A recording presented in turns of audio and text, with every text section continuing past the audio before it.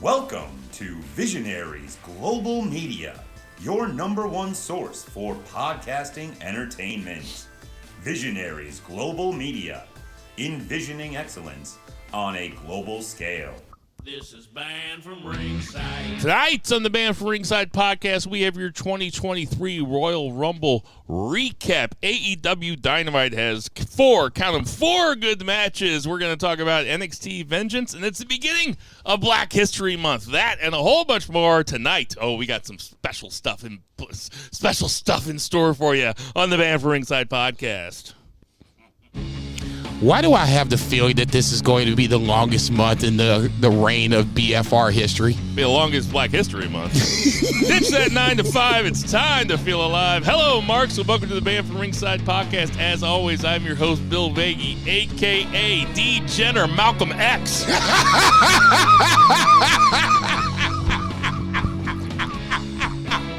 I'm dead.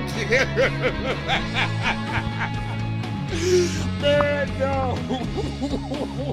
And sitting directly across from me, as always, we have Jason Cornelius Bell. What's going on, JCB? Pay me no mind as I am crying like a little kid, getting his cookie taken away before dinner. And on that lovely note, allow us to bow our heads as I read from the latest edition of the Band From Ringside podcast, Volume 293, Chapter 3, Verse 14. And the good smart saith, hashtag boo the heels. It's all good, baby. Listen, share, subscribe, repeat the holy trinity of BFR. If that's an indication of the next 4 weeks, it's going to be on, and I'm going to be giggling my narrow ass off. Bison and I texted back. Quite a few. And it's all respect. Shit. It's all respect. I don't want to. I'm not trying to disparage Malcolm X in any way. It's just, you guys know, if you're a loyal listener, you know how the AKA is.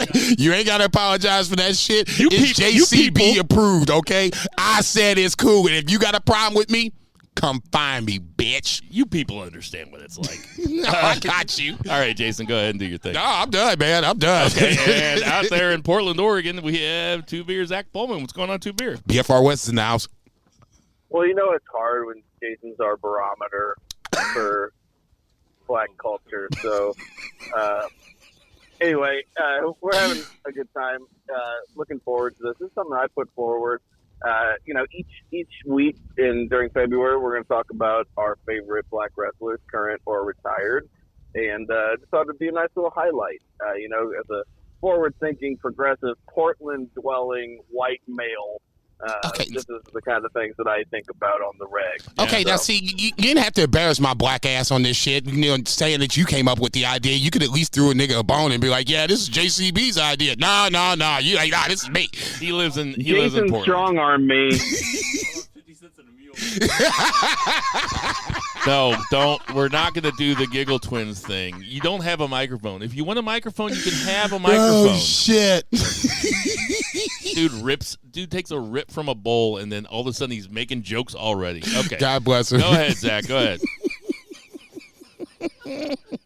No, that's it. I'm good. I'm ready to rip. Okay. All right. Shit. So we are coming at you from Jason and me and fuck.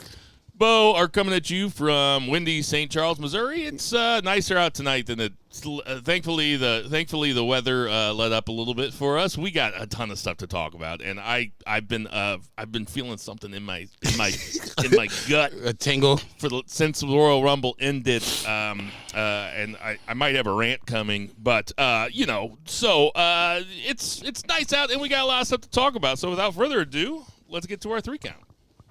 1, 2, 3. All right, JCB, kick us off. Obviously, the 1 count is the Royal Rumble emanating from San Antonio, Texas. I was trying to think about how I wanted to at least open this, and I figured it was the best way I could come up with it. It was the good, the bad, and the ugly. I'm not sure where I want to start with it. I usually start with the bad stuff, so let's start with the bad stuff first. To me, there was 2 matches that really stood out as just particularly bad in no particular order. I'm not saying one was worse than the other, but these are the 2 that were just, it felt like it drug the the premium live event out. the Mountain Dew Pitch Black match for a lot of the build, the goodwill, if you will, of LA Knight trying to make this something to watch, make this something to be presented as, I guess, somewhat, not even realistic, but just a spectacle is what it was. The lights went out, the neon came on. I get all that. Mountain Dew got their money's worth, but if you're me, and I'll speak for me on this one, this was not worth watching. This should have been the shower match if I was going to take a shower, but I was watching it late at night after work, so there was no shower to be taken. This was Bray being Bray again. They booked him super strong. He came off super strong. It now makes me wonder, at least in ring, what happens next, because if this is the indication of what is to come, this is going to be an interesting booking for Bray Wyatt. For LA Knight, I kind of feel bad for him just because, like I said, I thought he did not a lot of the heavy lifting, but you saw a lot of him on social media hyping this match up, and basically he ended up being like a lot of others that faced the Fiend in this scenario, basically squashed out. We'll see what happens. Bill always says that you can reheat somebody. I guess we're getting ready to find that out, and we're going to put that to the test on multiple occasions, LA Knight being one. The second one, and you guys can speak on both after this, the second match that I thought was pretty much not necessarily very good, not necessarily very bad, but just somewhere in the gray, leaning towards bad, was the women's title match between Alexa Bliss and Bianca Belair.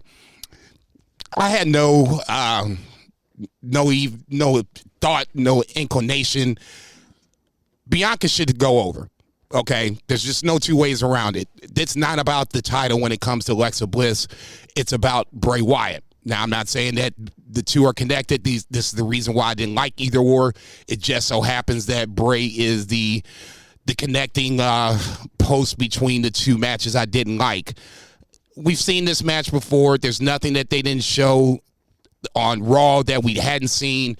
It was, I guess they made Alexa look strong, and Bianca pulls it out in the end. It shouldn't even be that close, okay? We've seen this before. Bianca has taken out some of the strongest of the strong. She threw Piper Niven around on multiple occasions, and now all of a sudden she's having a problem with Alexa Bliss. I said it last week. The only way I would even accept this to be even close is if somehow, some way, there was some fuckery involved, whether you brought out Uncle Howie, but obviously by that point he had destroyed himself in a flaming dive off the top. You guys can put your Shane McMahon joke here in sentence. That match shouldn't even been that close. The fact that they even did it again, and then that's how they end up finishing the match, it was a lackluster way to finish a fairly lackluster feud, in my opinion. So, yeah, those are the two matches I would consider the ugly. Did not expect us to start with this, but Zach, your thoughts on the two Uncle Howdy matches? Yeah, I think if you're going to pick between those two, which one's the shower match, it just depends on whether or not you're going to jerk off in the shower. Otherwise, they're pretty tied. He's back! He's heating up! But, I think the best part about the Pitch Black match was the Pitch Black Mountain Dew that I purchased from 7-Eleven specifically for the match. So their marketing worked, because I went out and found a couple bottles of Pitch Black, and I didn't have a chance to get on the pod last week because I was busy. So I loved Jason's ranking of Mountain Dew, where he just said Mountain Dew. That was it. But I would like to throw out Mountain Dew is number one because it's the OG. Baja Blast is like a 1A.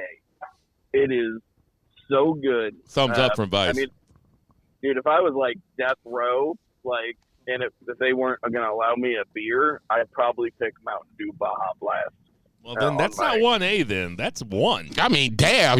I mean, that's like a strong fucking, compliment on that shit. You didn't even want Mountain Dew. You want Mountain Dew Baja Blast. I mean, what the fuck? So now we got Baja Blast me to the afterlife. No,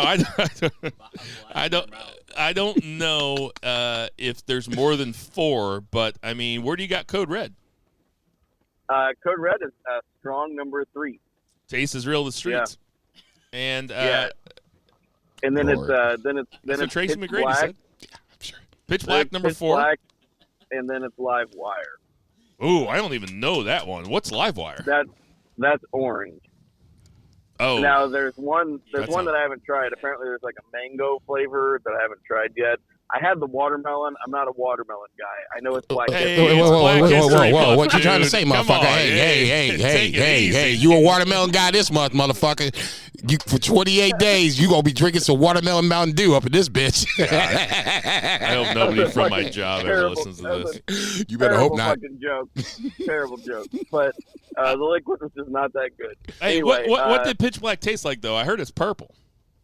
So it's purple, and it's on the bottle. It says dark citrus, and really that is like the best way I can describe it. It's not quite grape because it's citrus, but it's almost like if grape. It's almost like if like a black or like a dark grape had like a citrus like twang to it. It was pretty good. I enjoyed it. It was the best part of the match. Okay, thank you. and- That was my next question. Which did you like more, the match or the drink? And the Bianca Belair drink. Alexa Bliss match. Yeah, it was just there. It was just a Raw match. They could have had this on Raw, and then we had the whole like Bray shit afterwards, or the Uncle Howdy, whatever. I feel bad for Alexa that she's getting roped into this again because it's not good. It being a Raw match, you took the words right out of my mouth. I have nothing to say about Alexa Bliss versus Bianca Belair. It was a Raw match. I hung out with Jinder Mahal with that crew, with Jason and Ryan and one of their friends. We were the mood was pretty dour. The mood No. different, White different Jason. The mood was pretty. How'd it work, man? Mood was pretty dour No, he's cool. in the room at the time, but also pretty funny at the time because we did not. This match was. Do you remember that WrestleMania match that was Bray versus Randy Orton and it lasted like 6 minutes? This was worse than that. This was not. Maybe it's just because it's so fresh in my mind, but I have been. I decided to start keeping a notes app on my phone, thinking about. This is the Bayford. And I think we already have one for. We already have the worst angle of the year, and I think that Bray Wyatt. Well, I don't mean to toot our collective horns here on the BFR podcast. I'll do it. But all three of us were very skeptical, and maybe it's because we're from.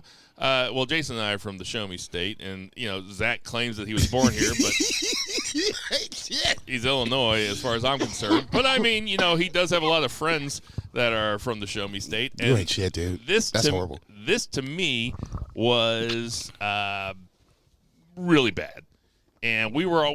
How many St. Louis Cardinals World Series rings your dad have, Bill? That's That's a really good point. Go, buddy. My dad is Dale Maxville, so he's got a couple actually. He's got, Yeah, right. This was really bad, and I don't want to talk about it anymore. So let's keep going. Okay, so then let's flip to the good. I do think it's funny that Uncle Howdy completely missed L.A. Knight on that big jump. Completely missed him. Honestly, as soon as I saw Howdy up there, I was just like, oh no, oh Jesus Christ, what the fuck's getting ready to happen? And then he jumped, and you're like, oh shit, it's Darby Allin. No, I was thinking more like Steve Blackman.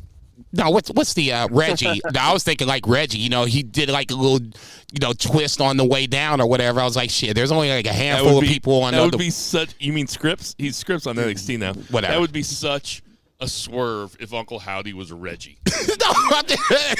I'm just saying for that episode right there. I would fucking love it. Yeah, that'd be some so much Scooby-Doo better. shit. Be like, what the fuck? Maybe is then this? everybody that was mad about Royal Rumble being predictable would be like, "Whoa, we never saw that coming." Yeah, you didn't. You definitely didn't see that one coming. Anyway, let's flip to the good side. There was obviously one really standout moment, match, whatever you want to call it. That was the main event.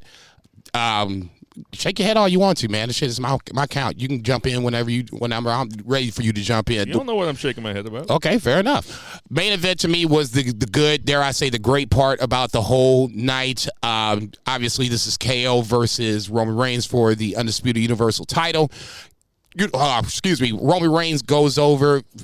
I would consider this fairly clean in the reigns of Roman's world. Obviously, the match is not even the storyline. Everything post-match is the storyline, the angle, the bloodline finally implodes. Jay walks away.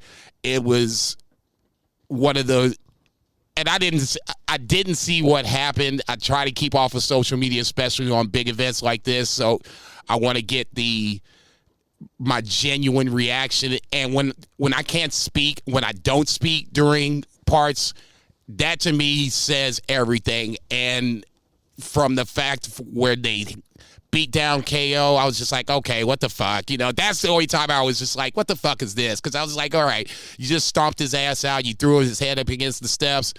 Easy, not even easy win. But in this case for Roman, he didn't have to do a lot of fuckery. This was one of his quote-unquote fairly easy wins. The beatdown was kind of unexpected. I just wasn't sure where they were going with Sammy's final test, but when he passed the chair to Sammy, that's when the shit got real. Now you have the fork in the road. Sammy blasting Roman in the back.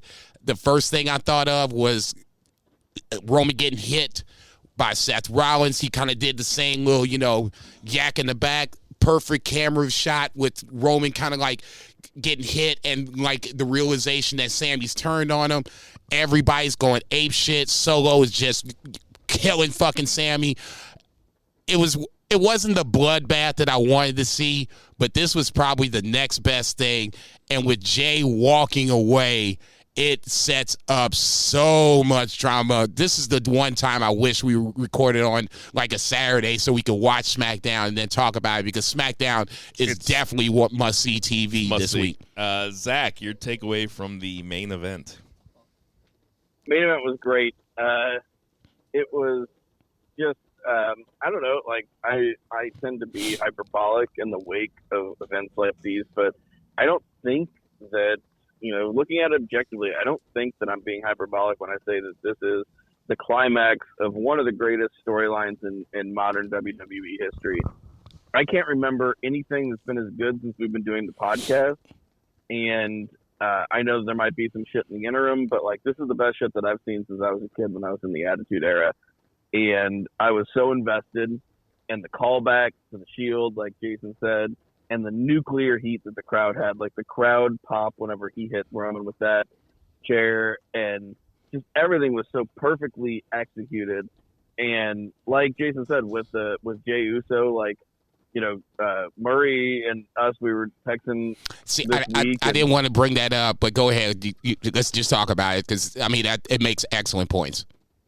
This storyline has been, Sami Zayn has been kind of the focal point, Sami Zayn and the Bloodline, but really this story has been being told since, we had the main event, Jey Uso. Like Jay and Roman had their shit during the pandemic, and, Jay headlined that pay-per-view. I can't remember which one, whether it was a Fast Lane or like some shit. Like, who knows? They were all the same during the pandemic, but we had Jey Uso versus Roman Reigns, and that was a fantastic storyline. We were into it like back then.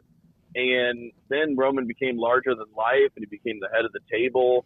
And, all of this shit is just added to it. And this is just a continuation of it. So, kudos to them for telling a long-term story. And it's super – something that we're super invested in. And also, like, they're the hottest promotion in the world right now. It is not simply, it is not simply that, but it is largely that. They're hotter than AEW. They're hotter than New Japan. WWE is the fucking, AEW Dynamite is like kind of the must-see show for like wrestling and for like good matches, but like WWE, especially SmackDown, is the kind of like must-see shit. They're the hottest promotion in the fucking world, and it's deservedly so. They're doing fucking great shit right now. I'm anxious to see what happens next. He definitely just came away from a happy hour for sure. He just, I can't believe he said that shit. Well, you can't say it enough how lucky we are to live in this era of wrestling, and how lucky we are to be doing a podcast in this era of wrestling, because I don't go to the bar on Friday nights anymore, and neither does Jason, and that's when we used to get all this shit out. So thank God we have a fucking podcast so I can talk about this shit. I'm sure we could talk about it twice. Well, yeah, and Bo lives right by me now, so I mean, but like the truth of the matter is, I don't think that this is at the risk of being hyperbolic. And I'll have a larger point to say about this when we get to the Men's Royal Rumble, because I've been thinking about this a lot today. But I'm just going to, like, at the risk of being hyperbolic, I think that this is the best story that's maybe ever been told in WWE, just because when you think back to great stories like Brett versus Owen, or even like Stone Cold versus McMahon, shit like that, the Mega Powers Collide, stuff like that. Like, you're not talking about a weekly and sometimes twice a week appearances by these people, by these performers, to keep this story interesting, to keep everybody invested. Everybody knew that something big was going to happen here, especially by virtue of the fact that this match was going on last. The thing that I didn't see coming, like Jason said, was Jay walking away. And Jay walking away, Jimmy's reaction and just being like, fuck it, now I have to fuck you up. Mm-hmm. You know, that, and Solo, you know, of course, Solo's the enforcer. Roman selling it, Paul Heyman's facial expressions.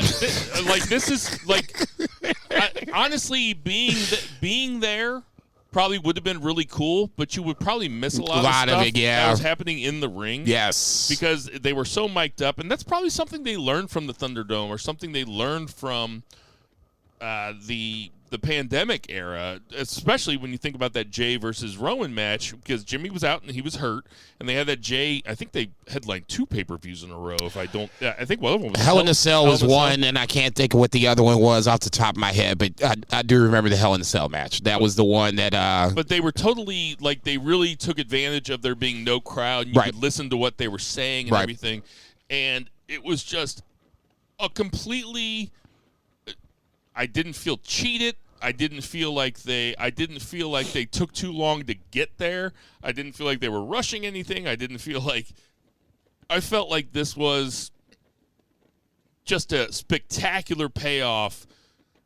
but it wasn't really a payoff though, because there's so much more to go. But it really was it was like the end of Godfather 1, and now we're going to get into Godfather 2.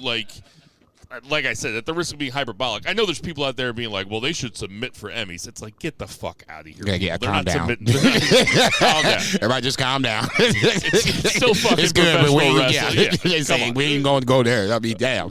Yeah. I mean, I was, like I said, literally in silence for about 15 or 20 minutes.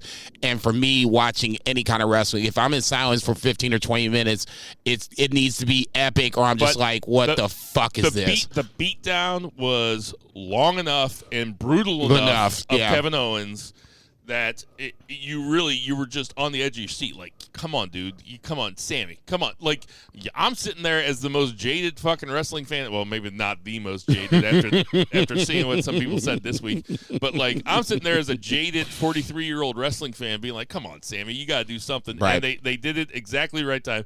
You guys both said the Shield callback was fucking brilliant. I want to know whose idea that was. Who said that's exactly what we're going to do? Because that was fucking just money. Yeah. I mean, complete money. And I'll have more to say about it when we get into it later. But fucking A, man. I mean, talking about... They brought a couple beefers with them. I mean, this might win the beefer for... Best angle, best storyline next year. Mark out moment of the year. I mean, next year too. Let's just not forget about it, because we just a couple weeks ago we talked about how we forget about early year stuff. Yeah, and that was. I don't know if you're forgetting about this. Well, okay, so anything else? Or should we get over? I mean, we have a lot to talk about still, like a lot to talk about. Well, I mean, the entree is up to both Royal Rumbles. I would consider as the bad for a couple of different reasons. We can start with the men's Royal Rumble first because that obviously opened the show. I guess my problem with both Royal Rumbles in general is that I just have just simple principles when it comes to Royal Rumbles. I like to see some surprise entrants. I don't need a lot. It doesn't have to be half the field. But, every now and then, every fifth or sixth entrant, throw me somebody that I ain't seen in a little bit. It's simple. I don't need huge surprises. Every now and then, throw me a bone. Another general principle when it comes to Royal Rumbles is I like to see people get over. People that I don't see get a chance to get over. This is an opportunity to start to make new stars. You have a chance to, do different storylines, and obviously there are storylines that came out of this that you didn't see coming, others that you did see coming, but there's chances to make new stars. In both Royal Rumbles, and I'll just focus on the men's first, I thought you did good with Gunther, obviously, because he started the match, he ended the match. He was not necessarily somebody that needed a push, but this kind of reinforces what you think is going to go moving forward with Gunther. You see main event potential with him. You can see him being a champion somewhere down the line whenever Roman Reigns costs it up. This was Triple H reinforcing said stamp. From there, I don't really see. Sheamus was good, Drew was good, but then you went through like a bunch of guys like Miz, Kofi, Johnny Gargano, guys that, were just we're basically emptying the roster out. Brock comes in at 12. Now you got shit going. Lashley comes out at 13. Okay, now we're talking. But this was something that was already the building blocks for this have already been set up for this. The execution of it, fine. Lashley gets a little redemption. I'm okay with that. Brock goes ape shit. Apparently he was throwing shit in the ring that, nobody knew he was going to do. But Brock does what Brock does. It is what it is. Corbin at 14 getting eliminated right away just reinforces what I always thought about Baron Corbin. Seth at 15 is interesting. We'll talk about that in a second. Dom at 18, this is another spot where I'm just like, okay, let's see what Dom does. And he was the perfect chicken shit heel throughout, and somehow, some way, he just kept weaseling his way throughout the match. Somebody that I thought was already on the upswing. This just gave him more of promise. I'm not saying he's going to be the champion at any point, but something to look at. Booker at 21 is probably the, I guess, surprise entrant, and it shouldn't be that big of a surprise. Montez at 23 is somebody that I was looking forward to. He didn't last very long. Edge at 24, he's coming out to clear out Judgment Day. From there, it's nobody else. Ricochet at 28, Logan Paul at 29. They have the spot of the night. And then Cody at 30. I thought he would come in a little earlier than that and have have a longer time in the match itself.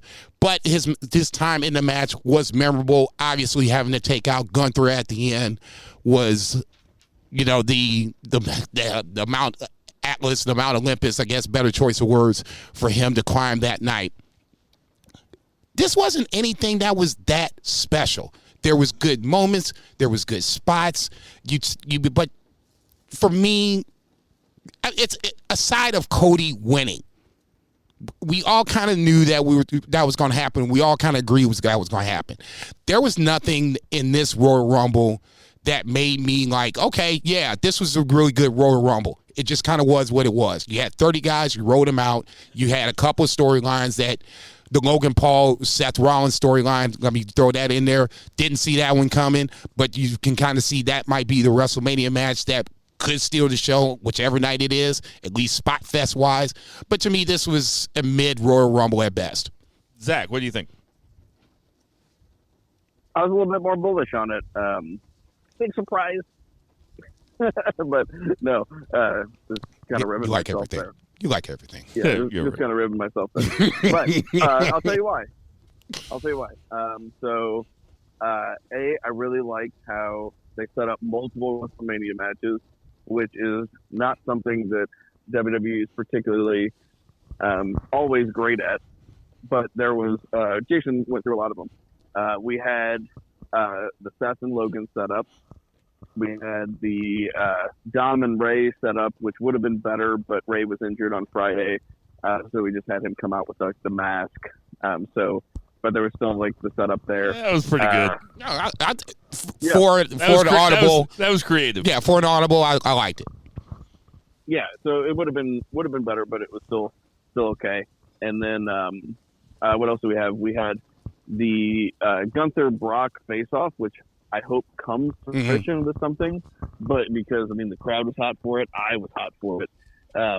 We had the more likely scenario of the fact that Drew and Sheamus were in there together for a long time with Gunther, and they pretty much wrestled the whole match, and Gunther eliminated both of them.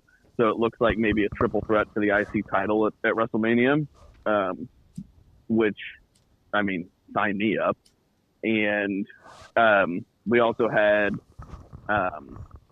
who else was it? Bobby Lashley and Lesnar. So, everything told like a nice little story. I like that. I also love the spot with Logan Paul and Ricochet. Objectively, it's the dumbest thing in the world. Like, they're looking at each other from across the ring. Doesn't make a lot of sense kayfabe style. Doesn't make a lot of sense kayfabe style. But as a spectacle, it was one of the highlights of the Royal Rumble in my lifetime. It was the ones that I've watched live. I loved it. And Logan Paul's chest was beat red. And it just goes to show, not only can that guy, deliver in the ring, but he's, willing to give it. You know what I mean? There's plenty of celebrities out there that are just willing to do whatever. And he gives it his all. And I can't believe I respect Logan Paul, but I do. I just want to throw out there, and I'm not trying to shit on the point about the Logan Paul Ricochet spot. That's a Ricochet spot. He did that with Carmelo Hayes less than 6 months ago. I'm just saying, that's a Ricochet spot. It's cool. It's definitely cool. I think that Kofi and CM Punk did it in the 2011. So how's it a Ricochet spot? I'm saying Ricochet's done it before. But it's cool. Somebody else did it before that, and it wasn't. It's a different spot that you're talking about. I'm just saying everybody should watch NXT. Okay, yeah, okay. So there you go. So yeah, let's not sit up here and get your little subtle shit in, motherfucker. Just say what you want to say. Say it with your chest. Jason's been waiting to say that I can tell. He's just been not at all. That. You brought it up.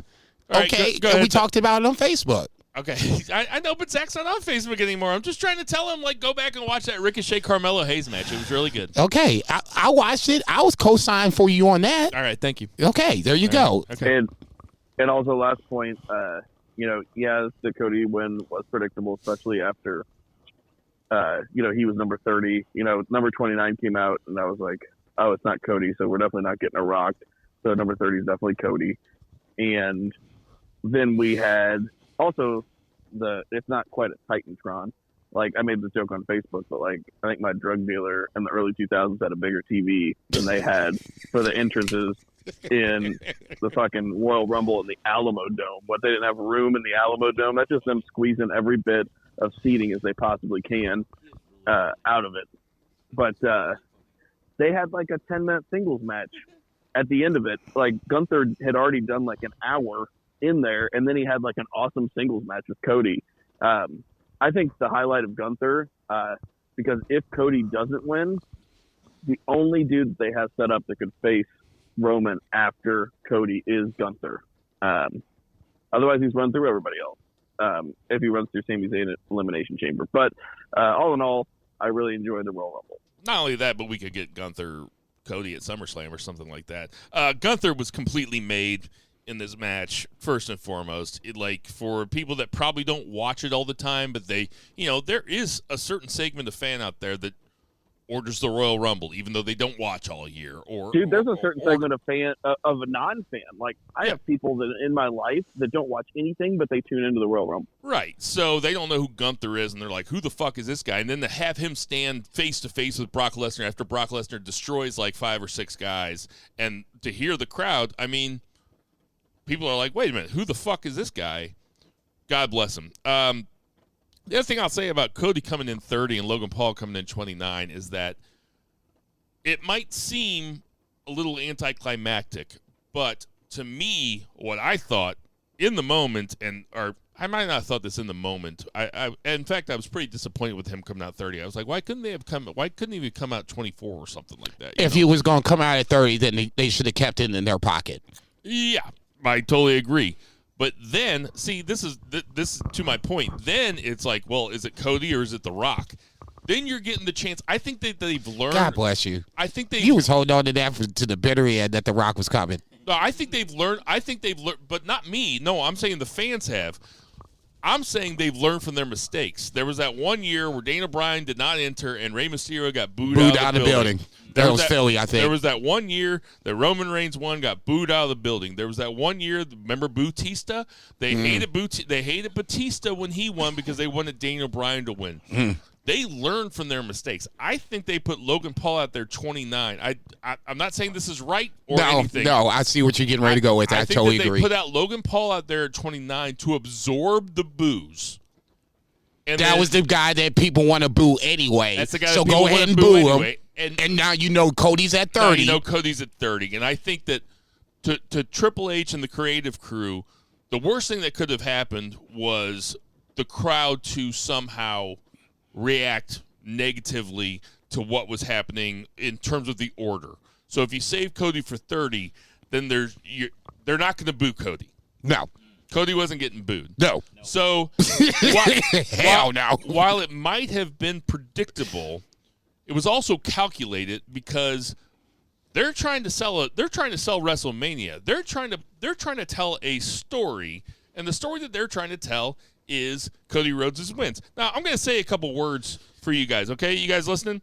Cody Rhodes, Brock Lesnar, Edge, Drew McIntyre, Seth Rollins, Nakamura, that's a weird one, Orton, Triple H, Roman Reigns, Batista, John Cena, Sheamus, Del Rio. That's kind of a weird one, but at the time it didn't seem that weird. Edge, Randy Orton, John Cena, Undertaker, Mysterio, Batista, Chris Benoit. That was a weird one, too. That's 3 weird ones out of about 20 Royal Rumbles. For all you people that out there saying that the Cody win was predictable, the Royal Rumble is always predictable. Dude, Austin won 3 of them. Not a surprise. The Royal Rumble is always predictable. It's always because the guy has to headline WrestleMania. Otis isn't going to win the Royal Rumble. He's eating up. You don't, if you're expecting a big surprise at the Royal Rumble. I don't know. He's fixed it. I don't know what to tell you. What are you trying to do? Why are you watching wrestling if you're disappointed with the Cody win? If you didn't tune into the Royal Rumble knowing that Cody was going to win, you're like, oh, well, I want to be surprised. Motherfucker, you read all the dirt sheets. You listen to all the podcasts. You watch 7 hours of wrestling a week. You've watched wrestling for 30 years, and you're surprised that you're not surprised at who wins the Royal Rumble? Grow the fuck up! Oh, my Lord, have mercy. That is a paid announcement from the BFR, banned from Ringside podcast. Jesus. It's always predictable. Yeah. Time out. They running us off the court. Bill's running us off the court. Get a TO. Okay, let's flip over to the Women's Royal Rumble so we can get Bill. I've read every single blog this week, and I've been reading all the dirt sheets, and I've been following Sean Ross Sapp and Wade Keller and Dave Meltzer and reading all their newsletters and everything, and they didn't manage to surprise me. They didn't manage to surprise you because you didn't want to be surprised, you fucking Mark. It's because you can't fucking leave well enough alone on fucking Saturday. Oh, my Lord. Go out and get a drink. Women's Royal Rumble towards the end, just before the main event, and I think this was probably a good spot for it, considering what happened, who was coming out. Just touches on, for me, just highlights of the Women's Royal Rumble. Rhea Ripley at 1, Liv Morgan at 2. Obviously, they had some. They had their little tag team beef. Them coming out kind of rehashes that, but more so with Rhea Ripley getting speared by Beth Phoenix earlier on in the men's Royal Rumble. She came out selling the injury well, and obviously that comes into play later on. From there, it's once again, it just felt like the men's Royal Rumble. They looked at the roster and it's like, fuck it, let's just roll these jokers on out. Damage Control basically was the, I guess for lack of a better term, your Kane, not Kane participant, but just throwing people out left and right. They had the Kane moment up until Raquel Rodriguez came in at 22. Chelsea Green at 20 was the biggest surprise up to that point when we just come to surprise entrance. Obviously, she didn't last long. Rhea Ripley disposed her in 8 seconds, so Rhea Ripley adds to her legacy, makes history, and Chelsea Green is kind of made in that moment. I guess you can get Chelsea Green, someone that was put over in that point, but if you watch enough wrestling, you know who Chelsea Green is. Let me jump back 3 steps from 20 to 17.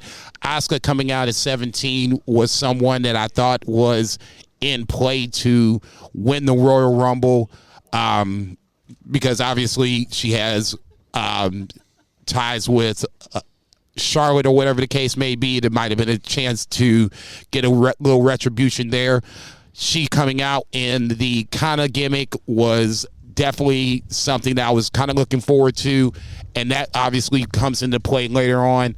From that point, Michelle McCool at 25, I'm not going to sit up here and shit on her. She came in and had a very good performance, but this is one of those spots where I was kind of looking for, someone that was non-WWE related to come in at 25 to have that same good performance.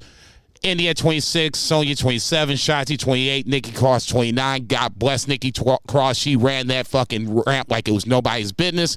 And then Nia Jax at 30 was kind of like the cherry on top of the kind of a disappointing Women's Royal Rumble. Rhea Ripley wins it. She takes out Asuka and Liv Morgan on the outside. I thought that was a nice spot.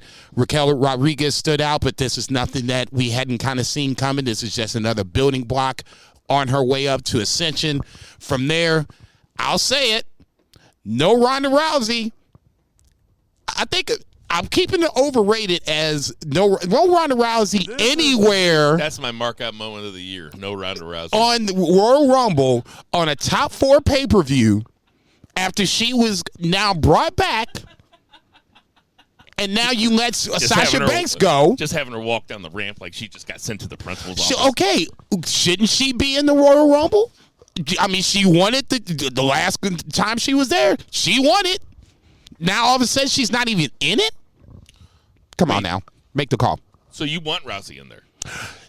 I think if you're going to make it make sense, unless she's hurt in kayfabe style, Ronda Rousey should have been in the Royal Rumble. Zach, what do you think about the Women's Royal Rumble? Mostly dog shit.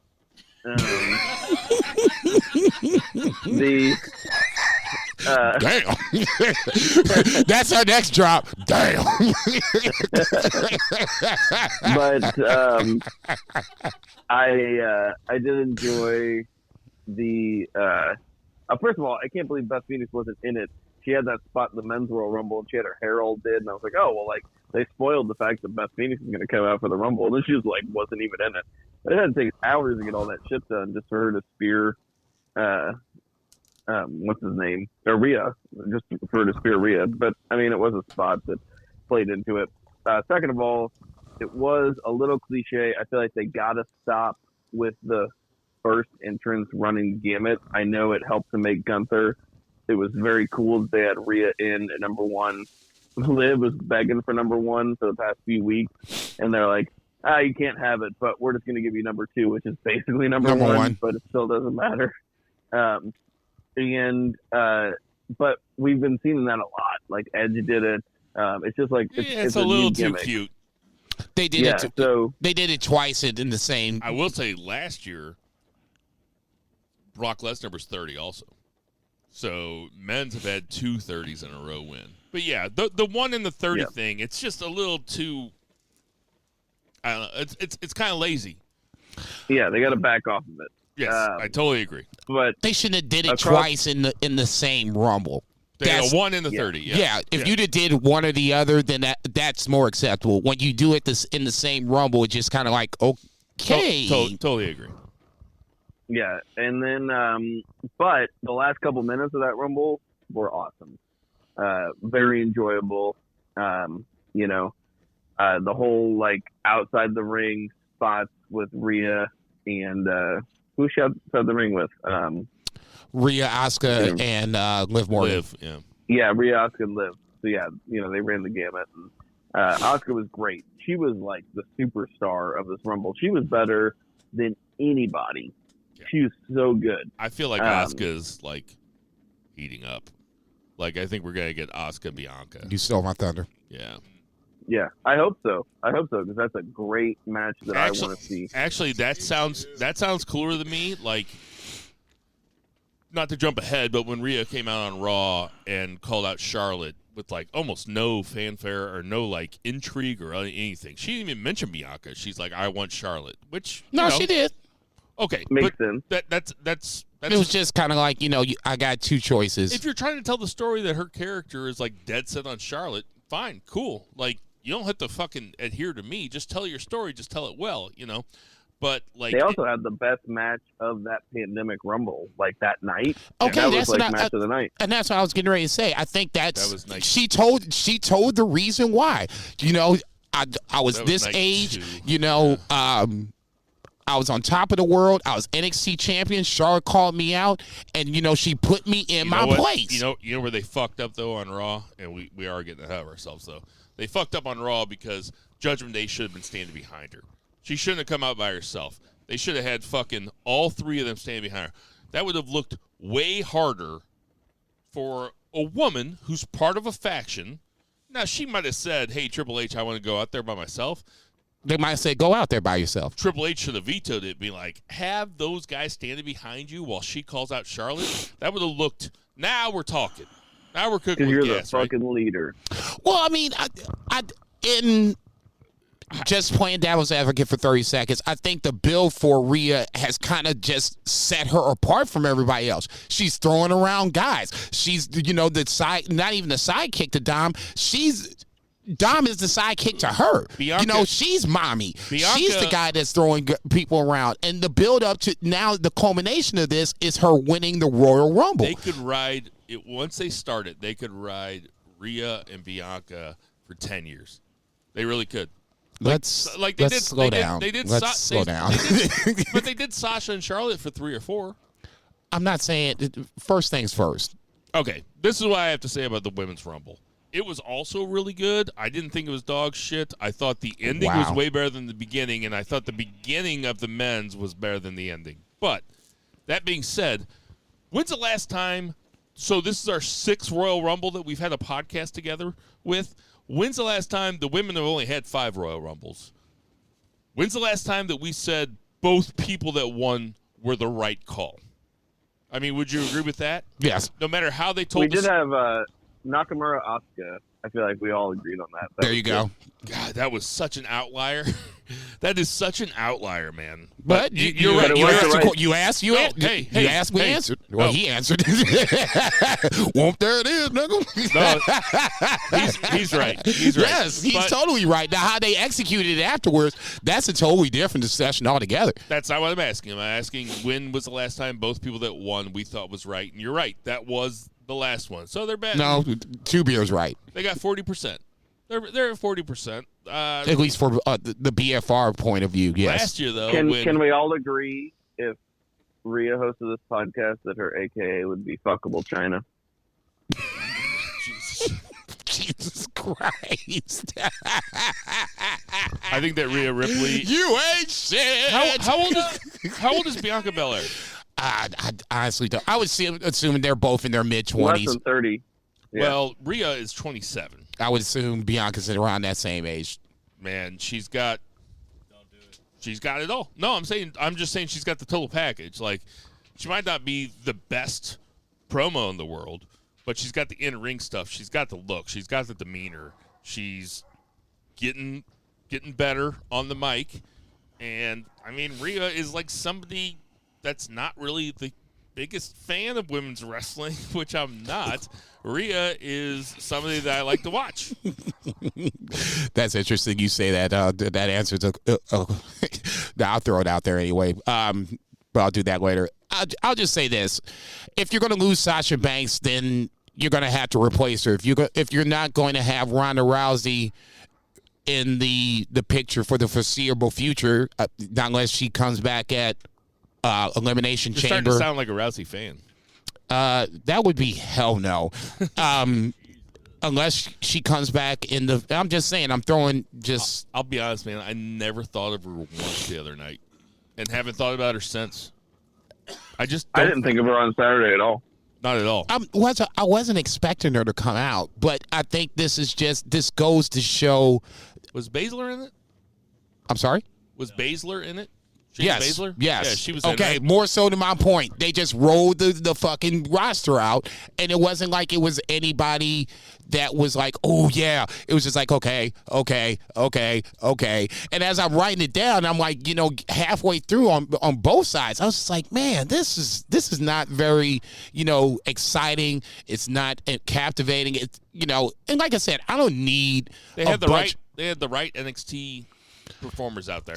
Okay, that I'll give you that. Roxy and Perez. Yeah, there you go. I was getting ready to say that's the big Roxanne one Perez that really stood out. She's gonna be a big star. And the fact if you really want Zoe people, Stark is good too. She's two. Those are the two ones that stood out, but they're not main roster. It's not a knock against them. It's just sticking to just the general point. I think Zoe Stark is main roster right now. Roxy is not. Roxanne Perez is not.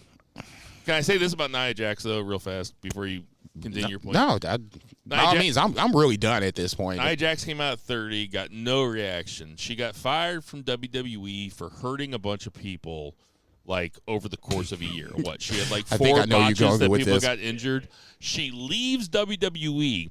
There's so much wrestling in the fucking world, you can't believe it. There's fucking there's NJPW, there's AEW, there's the one GCW. that keeps saying them. GCW, Kota Ibushi's coming back. MLW. What's the one that Pac and Zack Sabre fought over, the British one? Rev Pro. There's all this wrestling out there, right? Right. Nia Jax gets fired from WWE, and she's just, I assume she's like, can I go make some money somewhere? And everybody's like, nah, we're good, Like, we're all right. Like, we don't need you coming in some sort of main event style and hurting our best chick. So, and we're not going to put you in the undercard and pay you garbage because you're not going to take it. So, I guess go hit the bricks. No, she went back home. God bless her for it. The fact that you allowed her to come back, that's on WWE and Triple H. I'm just saying she's not good. Good. It was a lackluster 30. She's the chick, Braun Strowman, because he left too, and he had to start his own thing that's called Control Your Narrative. And then he tried to control his narrative, and his narrative was, you better hope WWE calls again. Good thing Vince got kicked out. Your ass still be controlling your narrative. I get, and that's kind of my point. Even with I totally forgot Braun Strowman was in this Joker. He was in it. It's just. It was a very forgettable, and it's not even for the fact it was predictable. But the right people went over. That's fine. Getting from point A to point B is an issue. If you take a trip and you fly, you're not going to just talk about the landing. You're going to talk about the whole goddamn thing. Getting to the airport, getting on the plane, flying the whole shebang. Did we give pretzels or not? All that shit. That was not enjoyable flights on either way when it comes to the Rumble. I just couldn't disagree more. How could you? I really couldn't. It was fun, man. No.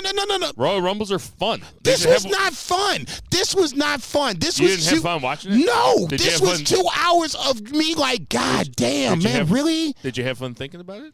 No. Are you having fun talking about it?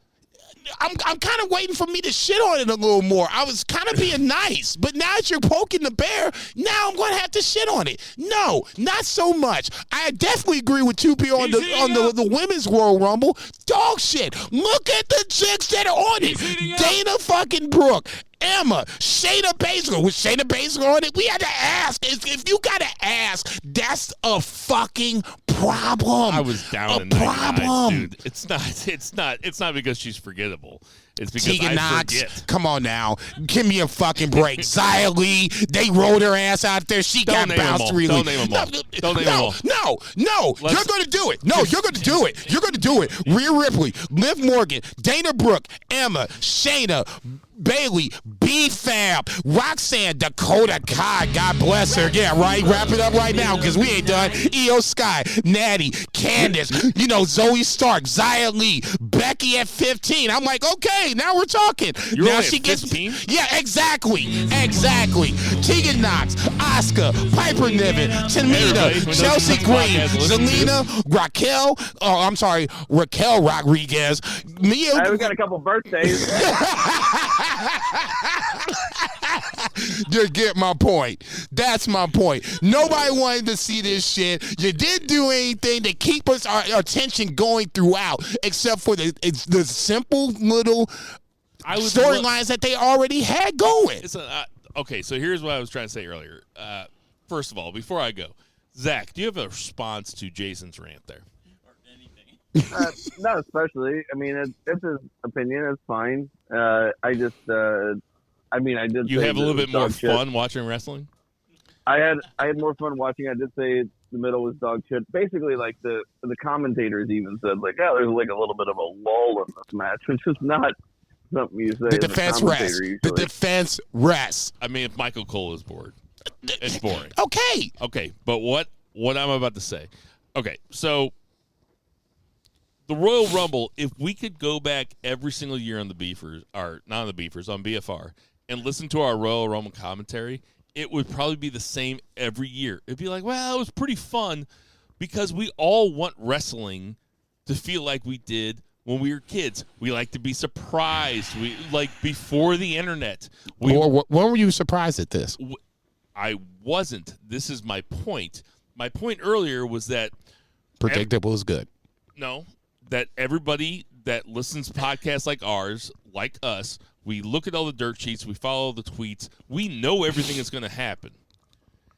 This is why the Bloodline storyline is so good, is because it's never going to be somebody's music hits and you're going to be shocked by it, but it's like it's a wrestling storyline for the new times. And the new times is you don't know, there's enough people involved and everybody is so well fleshed out that, like, when little stuff happens, it's enough to keep us talking, to keep you interested, to make me definitely want to watch SmackDown tomorrow night. You know what I mean? Because it's not that somebody's music hits, but like I said earlier, Jay walking out was epic. I marked out.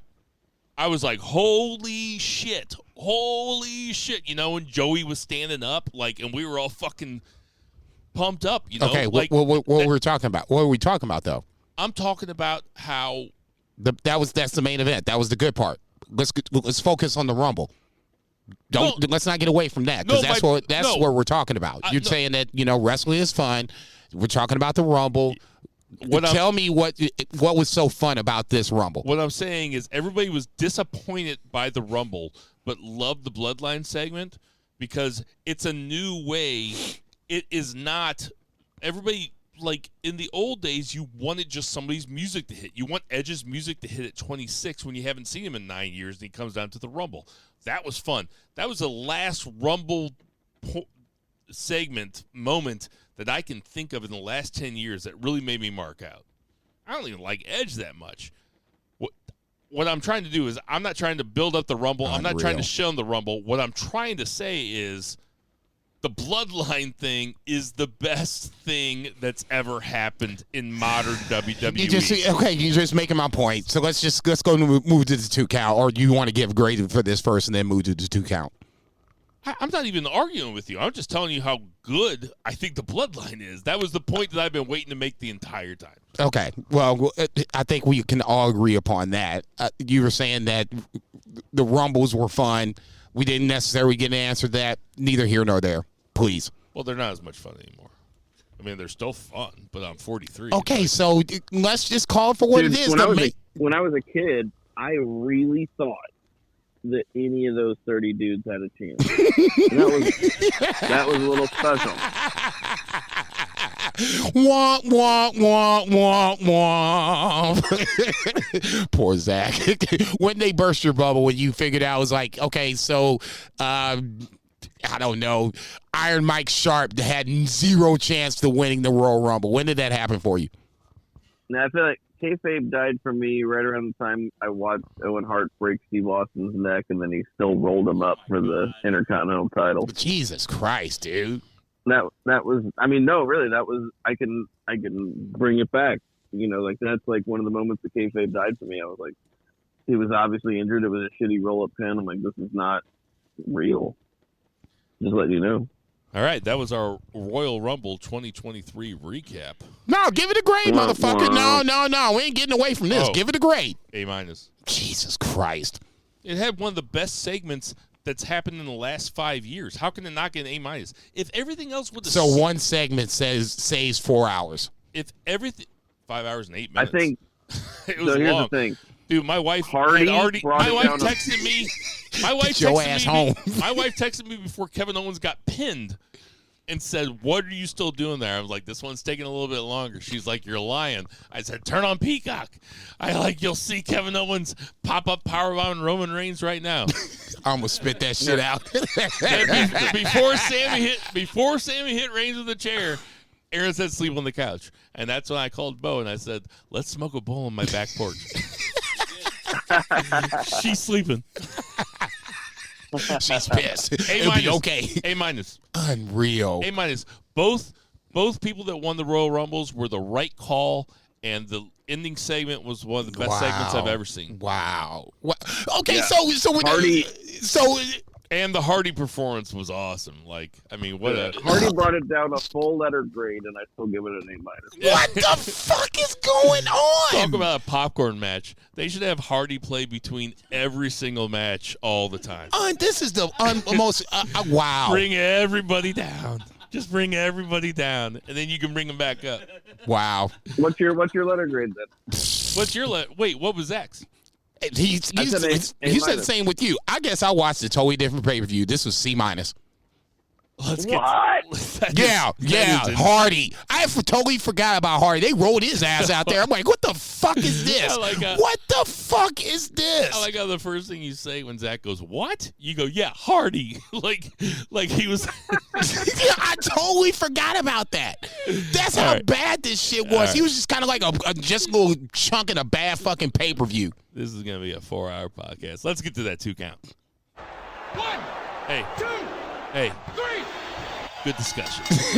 Fuck you guys. Unreal. That was a good discussion. That's unreal. We've only been talking for an hour and 9 minutes. Whatever. We have not been talking that long. Let's get to.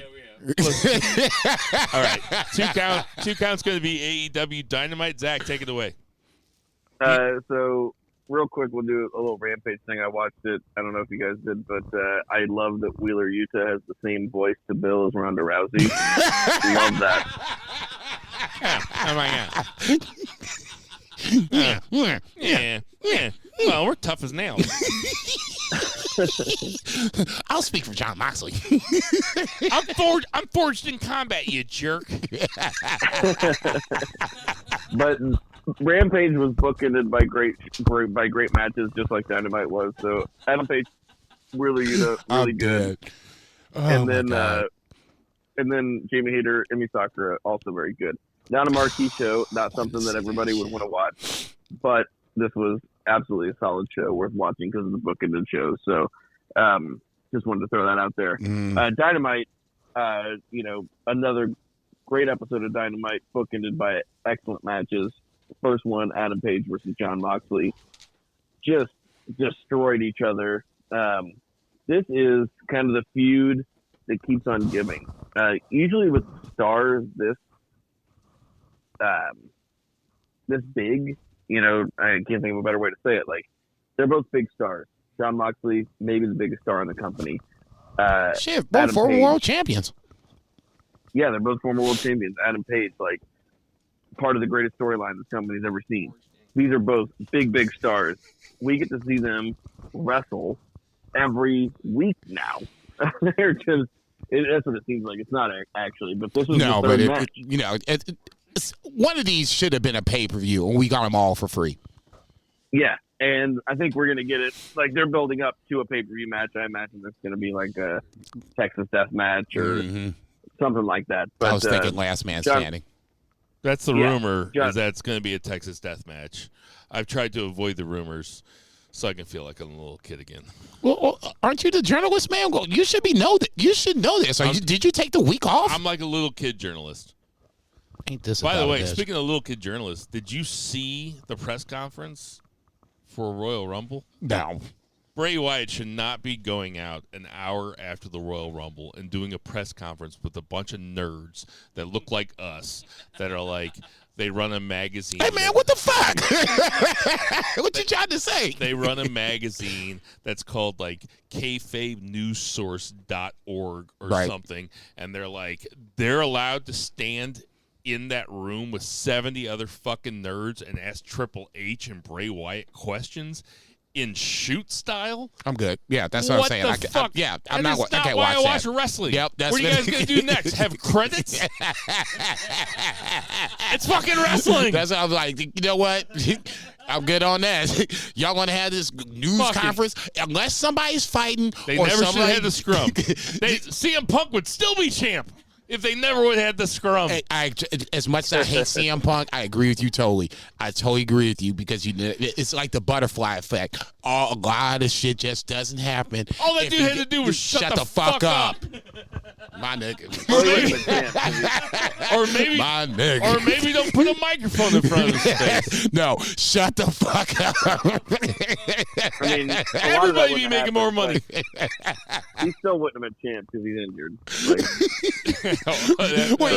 With him jumping into the crowd aside, right. The second time around, he would have been okay if he didn't shut the fuck up. All right, sorry. But, he did get hurt. He did get hurt in that match. He's out for like 9 months. Dumbass. So anyway, this match was awesome. What you mean, Jason? Dumbass. Of course, Jon Moxley bled.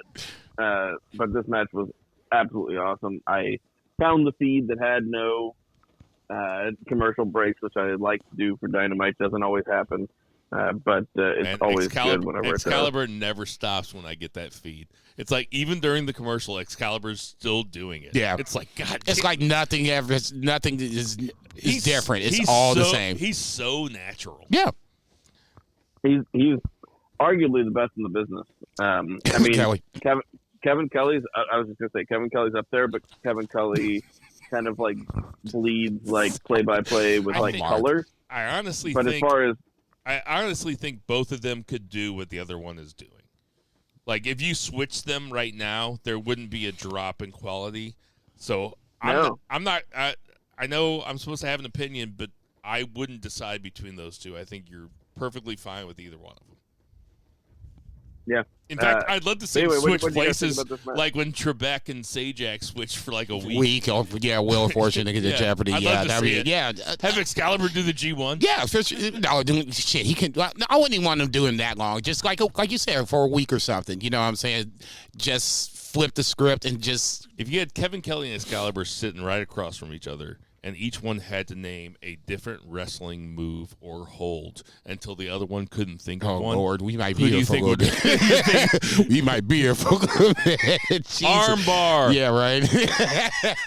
Sorry, Tuvier. We're just hijacking your shit. Go ahead. All right. Moxley versus Page. This was mega fun.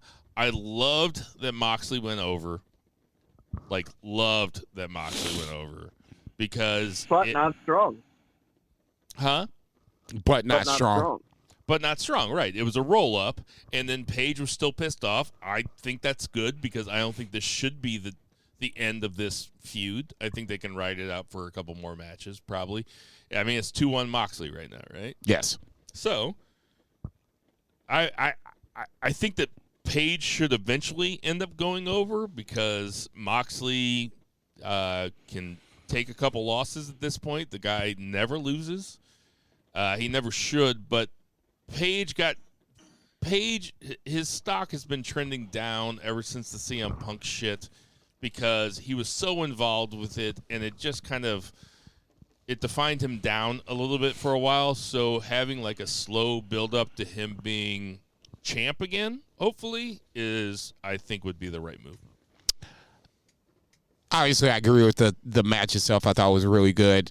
But once again, this is going to be another general principle of William H. Bynum that we're going to test. Can TK reheat Adam Page? I think in this scenario, the way that TK is doing it, and I'm not trying to make this against a TK Triple H thing, AEW versus WWE thing. I think that's just absolutely ridiculous.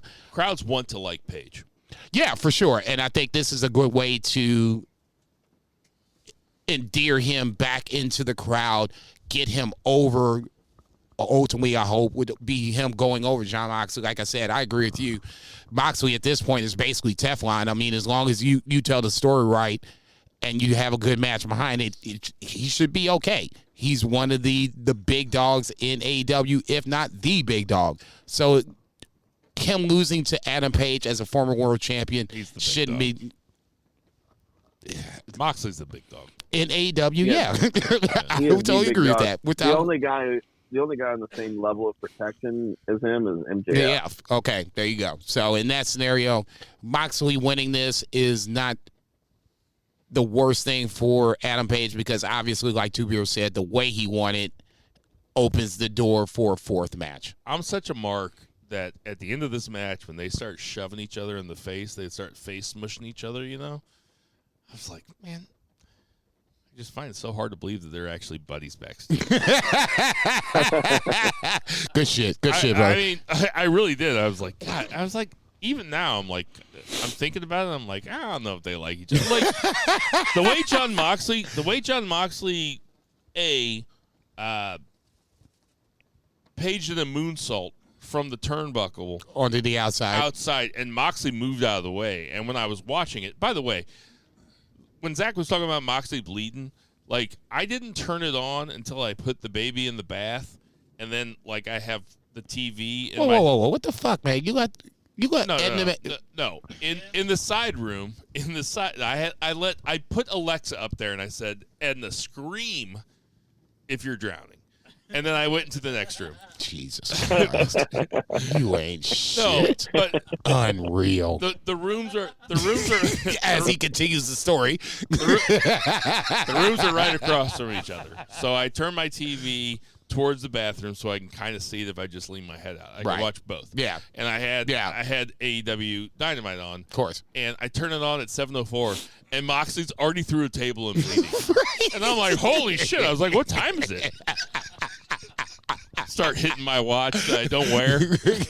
Like banging my iPhone against my... Jesus I'm like, Christ. what time is it? Right. 7:04. That was my whole story. I just thought it was fun. All right. Thought it was funny that Moxley was... No, it's... Of course he's bleeding. Yeah. He's Jon Moxley. No, he took a few weeks off, but now he's back on track and bleeding, and that's okay. I think it's, Dude loves to bleed. Look, it's part of his story. I don't have a problem with it. I'm not saying the right guy won. I guess this time around, because he kind of got his get back. It was kind of funky. Like, Moxley kicked out of the buckshot lariat, which really never gets kicked out of. Not a big fan. He didn't do it. Not he a didn't big do fan. it last time. He had gotten beat with it last time. So. Okay, so we're okay with this? This Not is more really. specifically to Bill. That's what I'm saying. I'm saying I didn't really like that. I don't like how that thing where Page drapes Moxley over his back and then does the pile driver through the back of his legs. The dead eye. Yeah, like why isn't that a finisher? It's like every time I see it was Adam Page's old finisher. Whenever like years ago. But it's like every time I see Seth Rollins do the Falcon Arrow and he rolls it up into a, it's like, why isn't that a finisher? Like he just does that like at the 6-minute mark in a match, and it's like no big deal. Like No big deal. And I mean, even 20, That's what we do. Even 20 years ago, they would have looked at that and been like, yeah, that should be done. "Are you an alien? Are you okay?" And this match should be over. Anyway, I'm not the biggest fan of kicking out of the finishers, but it was a great match, and I like that. I like that the feud's not done. No, I agree with that too. I say it definitely, like I said, left the door open for a fourth match, and then probably Revolution is the culmination. It's a non-best of 5 the way I'm feeling it at this point. We're only in February. Revolution is in late March. They're going to do this one more time. Adam Page should win it, and then you'll have the 5th match, a stip match, whatever the stip may be at Revolution, and we'll go with there. Two beer. What's next? Next we had a segment with Renee Paquette, interviewed the Bunny, Butcher and Blade, and also Jamie Hayter was there. So Bunny challenges Hayter to a title eliminator next week, and she accepts. So we got a match for next week, and then they showed on the screen Toni Storm and Saraya attacking Britt Baker. So that sets up some more shit later on. Well, listen, Not much to say here. I have nothing to say about this. Jason. I got plenty to say with this. I mean, you got the AEW champion. That's not the focus. It's Britt Baker's the focus. And why are we doing it at AEW fucking WWE, originals versus, newcomers angle? It's a story. It's not a story. You have so much talent, and that's the story you want to tell? All right, man. Cool. It is a story, though. It's not it's a story. It shouldn't be the story. What next, Zach? Neither should Britt Baker, but that's another story. Holy shit.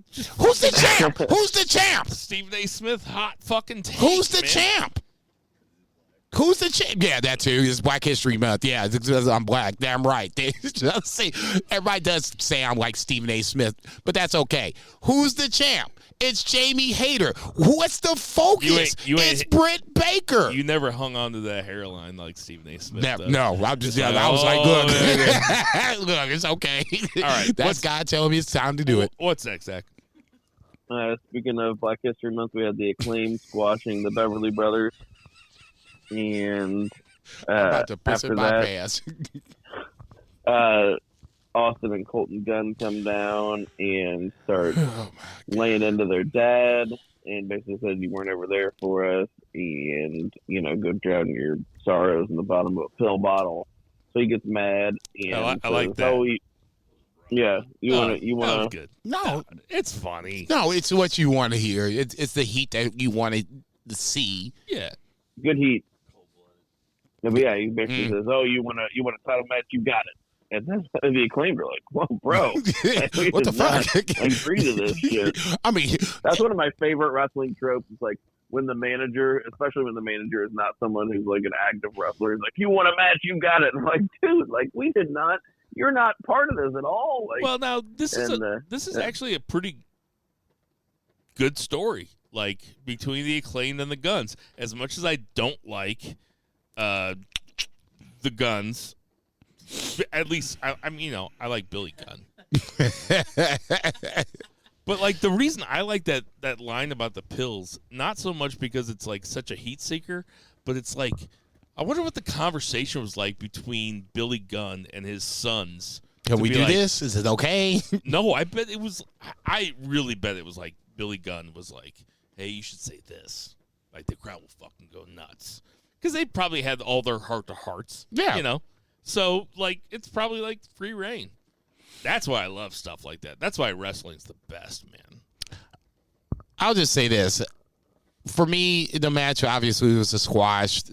Coming out and having this, family therapy in the ring, live after the match, it is what it is. It did look like 4 theater kids and their gay theater teacher. Jesus Christ! Stop! Like, you guys need to stop it! You guys need to stop. Everybody, No shut more the fighting. fuck up! Boys, back up. Boys, back up. I'll just say this. I'm going to throw it out there, and I just thought of it like 90 seconds ago before Bill was finishing. Senior year theater. Yeah, that was that. That's why I was just like, God damn it. This is so fucking silly. Just make a match and just be done with it. Is it possible, and I'll just ask it as a question, is it possible that Billy Gunn turns to the Acclaim? Oh, yes. No, turns to the Guns? Yes. Turns to his kids? Oh, for sure. Long-term storyline where this is. For sure. Okay. I think that's what's happening. I think Billy Gunn is going to turn heel. That's why, because once you said it like that, I was like, damn.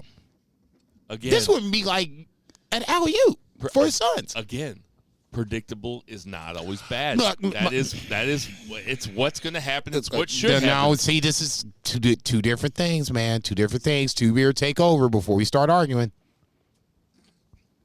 Nah, I mean, I'm with you. Predictable is not always bad. Alex Marvez backstage with See, Jack you didn't have Perry to put a dig on that shit. I just said, just take over, motherfuckers. Just start talking.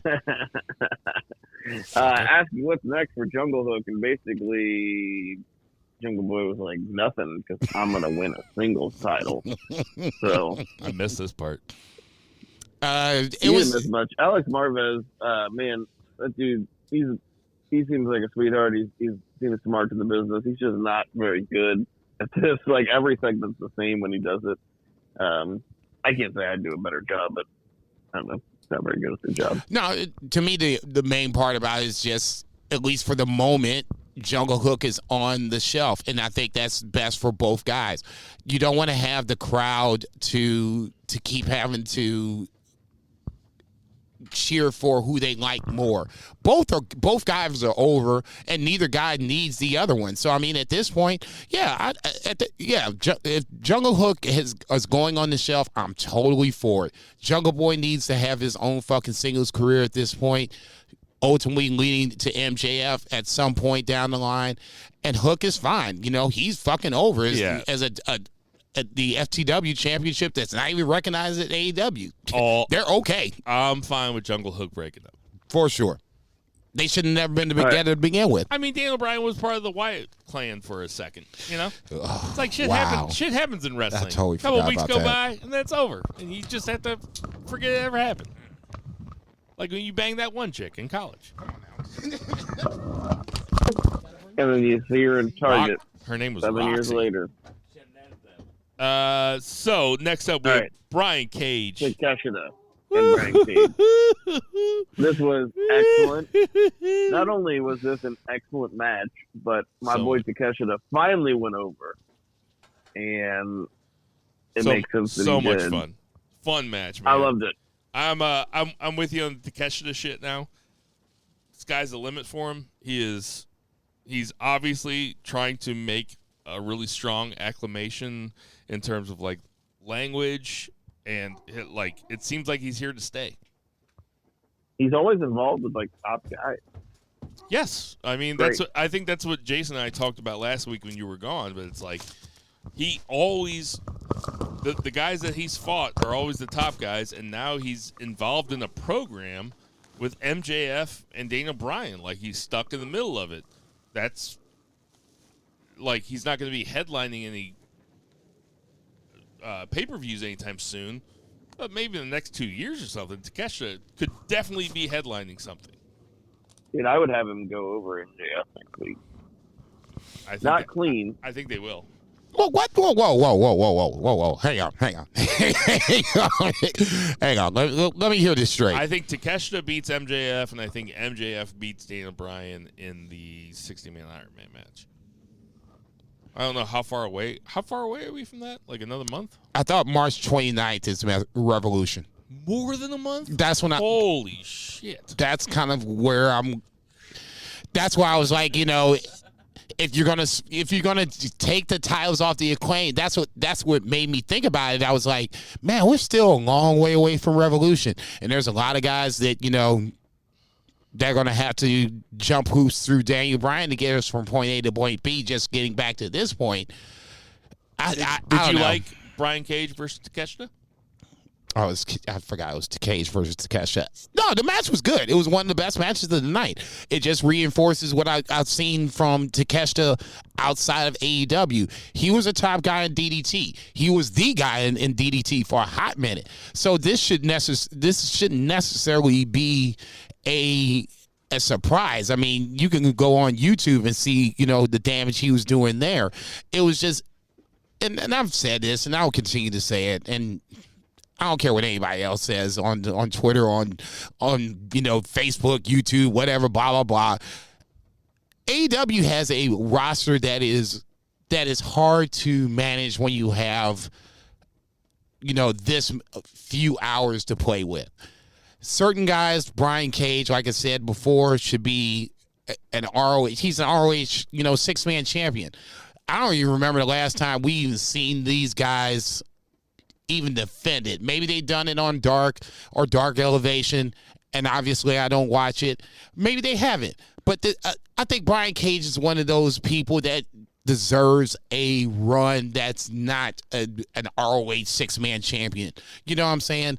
Like I said, he's Wardlow before Wardlow. Takeshita is a guy that's on the rise. Both guys should be being built up, and then at a later point, a year from now, that's when you have this match when both guys have been built up, where they're now the next round of superstars, where John Moxley can go away for 6 months and have a vacation. You ain't got to worry about it, John. Guess what? We got these guys over here. Zach, what's next?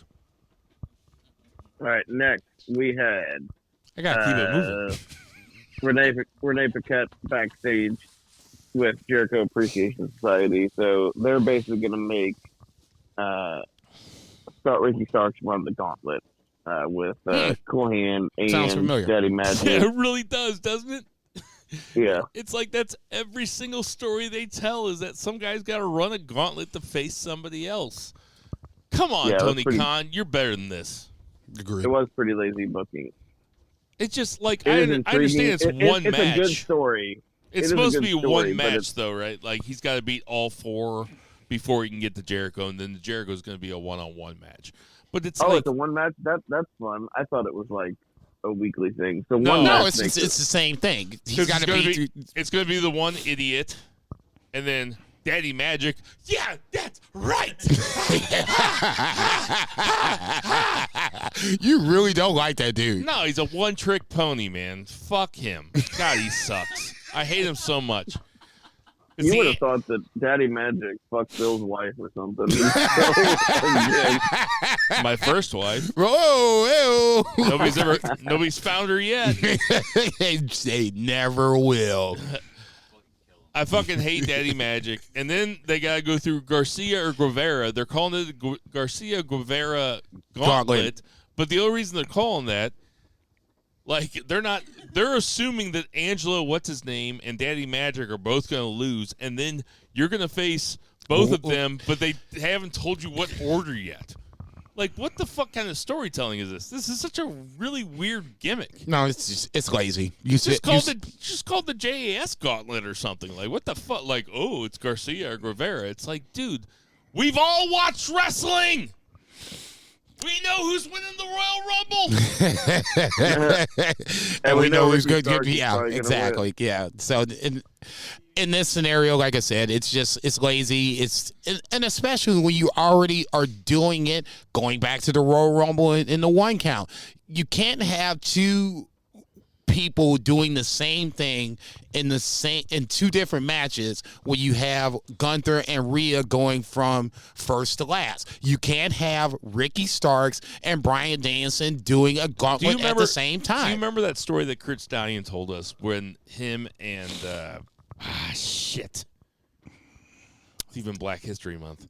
What's that dude's name that he was fighting at that Ring of Honor pay-per-view, and they were the dark match, and they went over the turnbuckle. They had like a big turnbuckle spot outside of the ring. Yeah, I know what you're talking about. And they came back, and Kurt Stallion was like, there was one super vet there that like we came back and Miles ACH. Myron Reed. Oh, was it? Oh, it's Myron Reed. I thought it was HEH. No, it was Myron Reed versus Kurt Stallion. He goes, we went back there and one super vet was back there, and he said, you guys can't do that spot in the first match, in the dark match. He's like, you made everybody else look like shit. He was yelling at them. Do you remember who that super vet was? I'm pretty sure, like 65, 70%. I think sure. we can say it here. Bully Ray. Yep. Circle gets a square, baby. Stallion and Myron Reed went backstage, and Bully Ray, Bubba Ray, yelled at them. He said he straight up yelled at us. He's like, and we walked away, and we were like, ha. The funny part about it is that now Bully Ray is kind of doing a little something like that, but that's another story for another time. Another story for another time. What's next, Zach? All right, we had the Elite, Kenny Omega and the Young Bucks on a basketball court. I really enjoyed this, even though it's so I missed ridiculous. this part too. Oh man, this is great. Yeah, I heard it was really good. Kenny's got the promo, and they hand the basketball off to Nick, and Nick just makes a sweet 3-pointer. But like, it's all like well and good, like that's like fun. But then they had Matt Hardy and Isaiah Cassidy and Ethan Page come, and Stokely Hathaway. Like they're just there in this empty gym, like they didn't realize that they were also there, and they like walk up. And I mean, the interaction was fun. Like Kenny Omega pretends like he can't see anybody when he's looking at Stokely Hathaway because he can see over his head.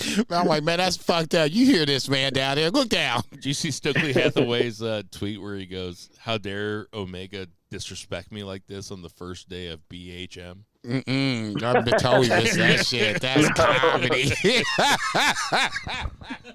And so, I mean, it was great. And That's amazing. Like one of them, I think it was Ethan Page. It was just like, "Hey, who's that guy?" He's like, "Got the camera, like cut that shit off." It's like, "Hey," and Matt Jackson's like, "Hey." His name's Brandon. You don't talk to him like that. He's like, "Brandon, cut the camera off, you dumbass." Like, it was all fantastic. But basically, they just set up a six-man for Rampage. Stokely Hathaway, Isaiah Cassidy, and Ethan Page versus the Young Bucks. And Matt Hardy. No, I was going to say, take Stokely out. No, put Matt Hardy in, for Christ's sake. Jesus, what are you doing? I'm saying 3-on-3 basketball. Yeah. Isaiah Cassidy, Stokely Hathaway, and Ethan Page versus the Young Bucks and Omega. Who wins 3-on-3? Best 2-11. You can make it, take it? Yeah. Best 2-11, make it, take it. Yeah, you know how this ends. 1 point. You know how this ends. 1 point basket. You know how this ends. Oh, it's the Elite. God bless you, Zach. Nah. God bless you. This is a supreme athlete. God bless you. All three of them. God bless you. You think Isaiah Cassidy is a 23-year-old black dude. God bless you, ringer. Zach. He's the ringer, but like Stokely Hathaway is like 5 foot nothing, and dude, like you saw Nick Jackson make that basket. Like those dudes are like, you know that Omega's Damian Lillard is going to come to your house. You know that, right? He's going to. Omega is. He's going to put some threes on your head. Omega's Canadian. You play basketball up there. Dude, if you don't think that Omega is like the modern Mr. Perfect. He is the gimmick of Mr. Perfect. Like that dude can do anything good. He didn't make the shot, man. Stop. You mispronounced Stokely Hathaway. All right, what was next? What's next? Come on, we gotta keep it moving. That is a funny question, though. And then we had this fantastic match. I don't know what the time on it. It was definitely 15 minutes at least. Yeah, I think it was Bryan Danielson 16:29. I think. Bryan Danielson versus Timothy Thatcher. I got written This down. match ruled. We all knew this match was going to rule because we've seen Timothy Thatcher, and this match, I mean, I wouldn't say it exceeded expectations because I knew it was going to be awesome, and it was awesome. And Thatcher worked over the arm the whole time, and Danielson ended up, getting the psycho knee out of nowhere, pin Thatcher. It was great. Listen, this happened last night, and I was completely sober. And this Don't match, lie, man. This match, You ain't gotta lie, man. It's just us. This match kind of had me thinking. And our few hundred friends. This match kind of had me thinking. What if they had Bryan Danielson lose and then they got back to it somehow? Like, what if they threw a wrench in the system? Because we're all watching these Daniel Bryan matches, and we know that he's not going to lose because he has to win every time to get to MJF. So what if they just had him lose one time just to shock you a little bit, and then they brought you back, and Daniel Bryan got like a second opportunity to get into the title match? This match had me think of that. I think you guys remember this. During NXT, we were all big Timothy Thatcher guys. Yes. Oh yeah. He's a super fun Zack Sabre-esque like shoot style. What's the catch wrestling kind of like savant. He's very fun to watch. He's missing a front tooth. That's the best part. I gotta think that this whole thing is just Daniel Bryan being like, "Hey, these are the guys I want to wrestle," right? Yep.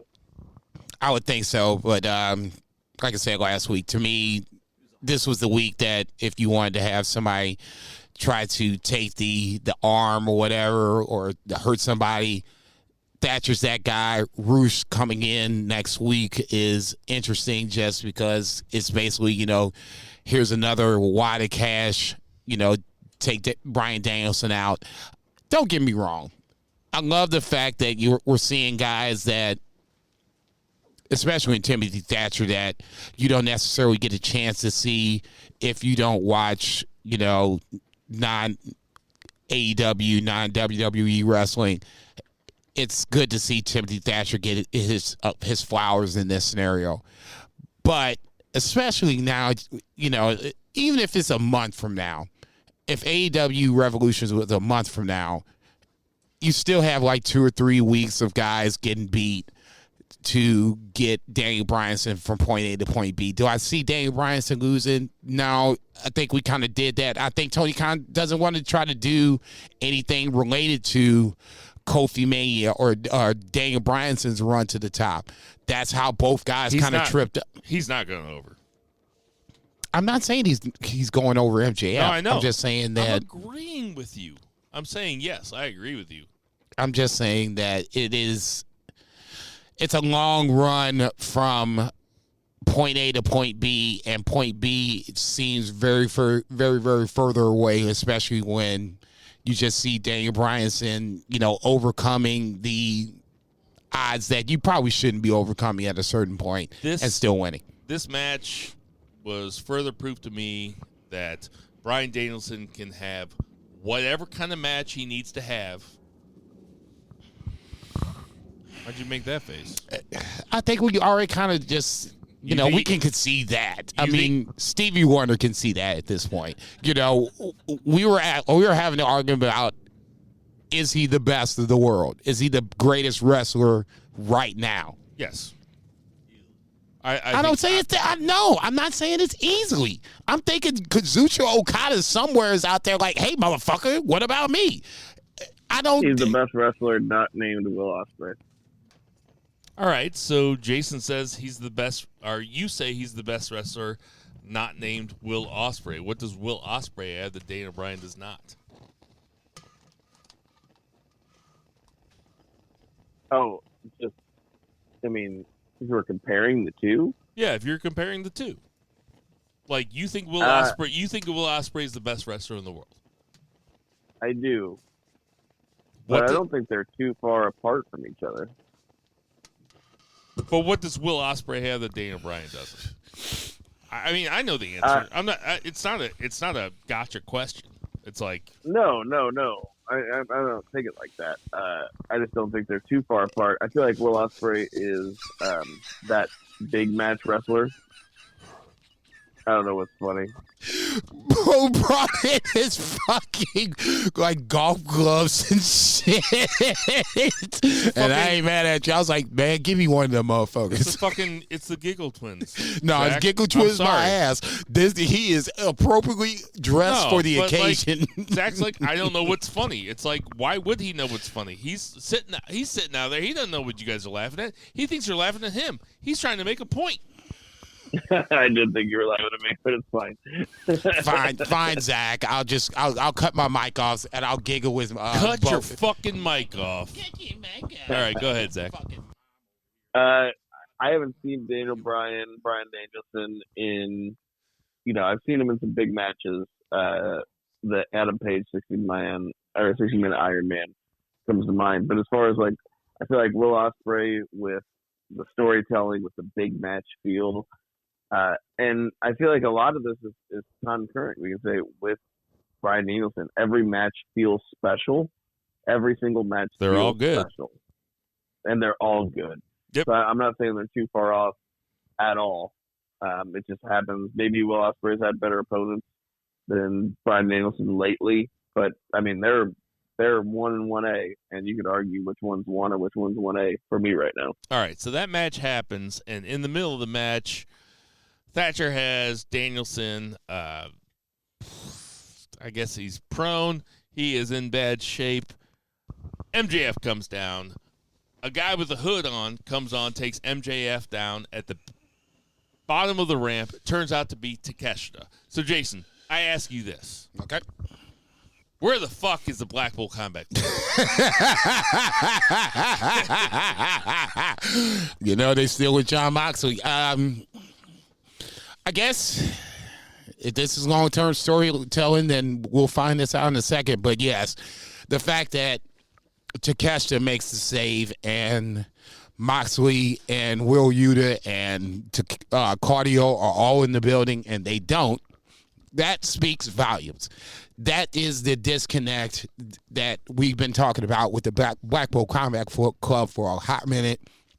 It's just reinforced there. You can forged in combat. You can still do Takeshita MJF without having Takeshita making the save there. Totally agree with you on that. Didn't think of it. Great call. But we do have MJF versus Takeshita next week. What do you think about that, Zach?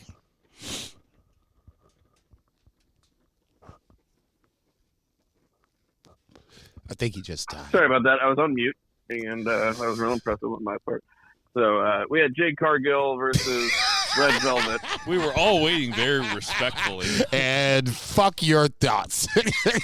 We're moving on. Okay, who was next? Jade, I'm sorry. I was on mute. I was talking with my wife. Sorry. Jade Cargill versus Red Velvet. Yeah. And Mark out moment of the year? They brought a couple beefers with Mark them. out moment of the year, 50-0. I don't think this was anybody's. No, this you is not a arguing with surprise. your wife. You're right. Let's say, hey, woman, I'm recording over here. Can we just? She brought a couple beefers with her. Zach, did you think it was weird that Jade won in a? It wasn't clean. She won, and still the announcers just celebrated her afterwards after Red Velvet got the visual pin. Did you think that was weird, Zach? No, because it's like Jade Cargill. Because it's Jade Cargill. If it was anybody else, I would have, but That's just fair. the way that they treat her, I didn't think anything of it. Agreed. I did That's fair. wonder what's next. Like, let's get Willow Nightingale out there and get that title off of her. That's what Dude, needs to okay, happen, damn. tomorrow. This is my whole problem with this shit. I get it. We're trying to build Jay Cargill up and not rush her. But, I mean, if Chris Statlander is the fucking end game, she needs to hurry up and get the fuck back and be healthy so we can move the fuck on. It's kind of like the Jade Cargill thing is comedy, because for the first 15 wins that she had, I was like, oh, she's a star, she's a star, she's a star. She's a big, bright, shining star. Shining star. And then, the next 30 wins, I was like, oh, that happened on Rampage? Oh, Okay, I guess cool. that's fine. Okay. Sure, whatever. And then this one was on Dynamite, and I was like, oh, that'd be fun if somebody took it off her. And now it's like, well, now I just want to see her to go to 300-0.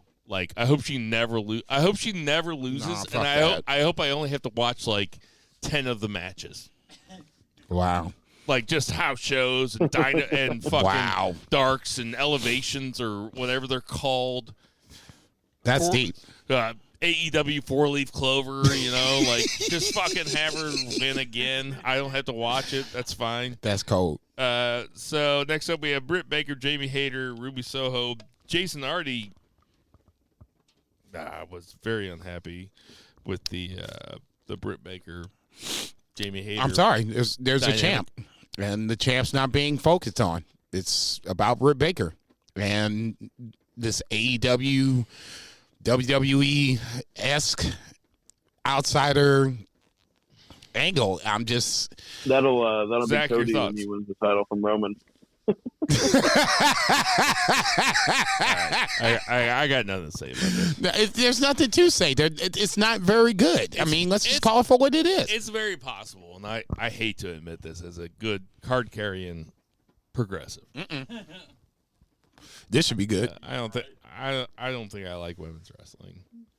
Really? Like I think there's some stuff that's pretty good, and there's some stuff that's really good, and then most of it is kind of the soft bigotry of low expectations. Like, honestly. Wow. Is that sexist? No. I want look. No. I want him to keep it real. Okay, number one, if women's wrestling, some of my best friends are women. Good thing you didn't say some of your best friends were black, and especially this month. Some of my best friends are black. I'll just say this: my cousin married a black woman. Yes. I'll just say this. I ain't mad at you for it. I enjoy women's wrestling. I enjoy wrestling in particular as a general, I say genre, this as a father if you of will. a daughter. I'm a father of a daughter. And that makes everything I say more like it has more weight because I'm a father of a daughter. I don't know if you guys knew this, but if you're a father of a daughter, you could say whatever the fuck you want. Really? That's how it works. Yeah. Okay, well, shit. I mean, that's how you had to say. Let me go. A father of a daughter. Zach, you a father of a daughter? Oh, damn. That's how we. Bush did 9/11. That Point proven. Move forward, Zach. Go. Last up, we have Samoa Joe I versus will Darby say, though, Allin. to your point, real quick, to your point, I just watched the Bill Burr special, and he does a whole bit on the WNBA, and it's so perfect. It's very on your point. He's like, because you guys like bringing other women down. He's like, you don't want to see them succeed. It's like, Exactly. you're fat. Well, I'm skinnier than you. Jesus Christ. Little bit. Look, go ahead. No, I have no context to this, so I have no idea what you jokers are talking about. It's funnier. It's funnier Just than that. basically, why is the onus on me to support women's wrestling? Really, because none of the women are showing up for it at all. Right. Yeah, it's your shit. You should be the one. It's I'm a feminist. Okay, hang on. I support women. It's like that I'm chick. a feminist that supports women. There's this chick who has a reality show on Discovery. She's 25 years old, but she looks like she's 8, and she wants to find love. But it's like, okay, yeah, the short little chick. Yeah, I know what you're talking about. Yeah, Shayna or whatever. Yeah. I know Shayna Ray exactly or what you're talking something. about. Yes, I know exactly what you're talking about. It's but crazy it's to look at. And now some 25-year-old is marrying her, and she's 23. What the fuck? She's found dick. What the fuck, man? I'm sitting over here can I get a little something? Hold on. Something? A Dixie cup? But she's got a disease where she looks like she's 8. And the guy's like, My nigga. the guy gave an interview where he goes, I'm in love with her. I'm not creepy. It's like, man, if you got to say you're not creepy, you're probably creepy. Yeah. I said it this week. If you think everybody else is the asshole in the room, you're probably the asshole. Okay. That's what Raylan Givens says in Justified. He It's goes, the truth. He goes, if you meet if you meet an asshole in the morning, you meet an asshole. If you meet assholes all day, you're the asshole. Last up, we had Samoa Joe versus Darby Allin for the TNT title. Zach, give me your thoughts. This match was super fun. I mean, Darby came out with a hoodie full of thumbtacks, which is super unique. Even if it didn't get used to dramatic effect, he gets points for creativity. Samoa Joe put it over his face and squeezed him with it. Yeah, I was just like, oh shit, pretty badass.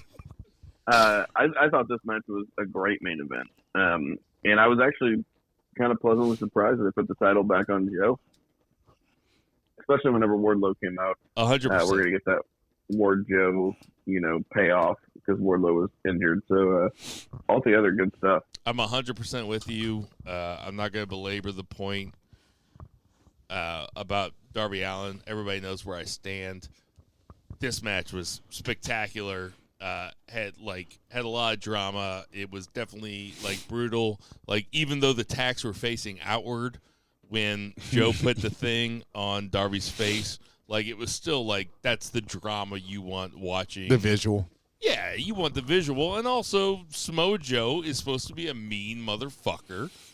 Probably shouldn't be losing a no holds barred match.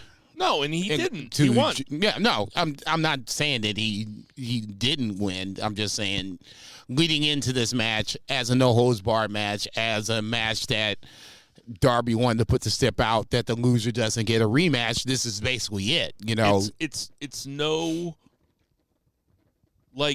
a year ago if we would have said, oh, they're going to have this TNT title, who should have it? And Samoa Joe wasn't even on AEW television at that point. And now Samoa Joe's got it. That's probably where we should be. Samoa Joe should be holding a belt somewhere on television, at least while he's still young enough to still viably be at least in this case. He's a star. Yeah, no. Me and Tinder Mahal were talking about this earlier today. He did that muscle buster off the top rope, and I don't care if it's just Darby Allin.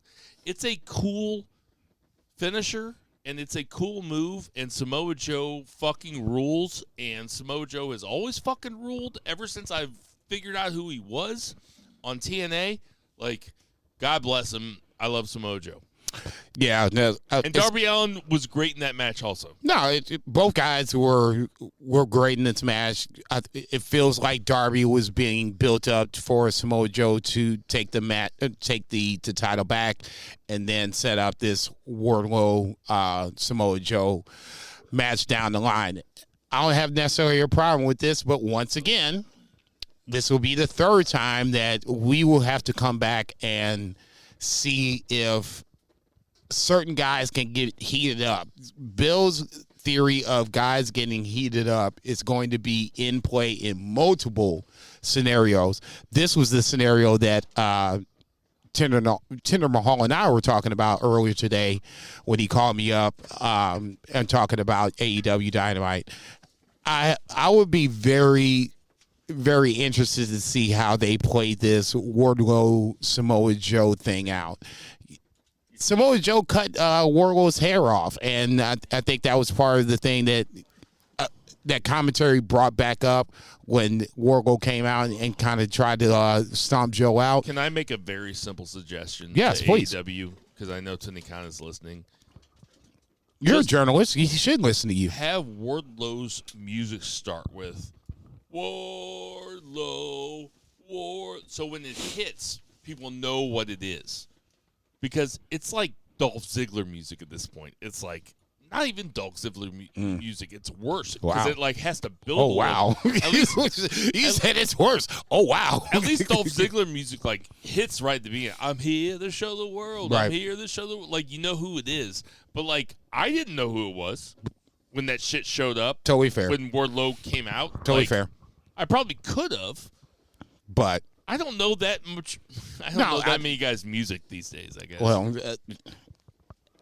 I guess that's even with a guy that has a Spotify playlist, Wardlow's music isn't on that playlist.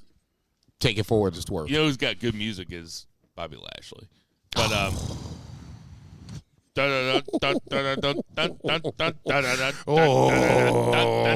can we bring the Hurt Business back together? All right. It's so good.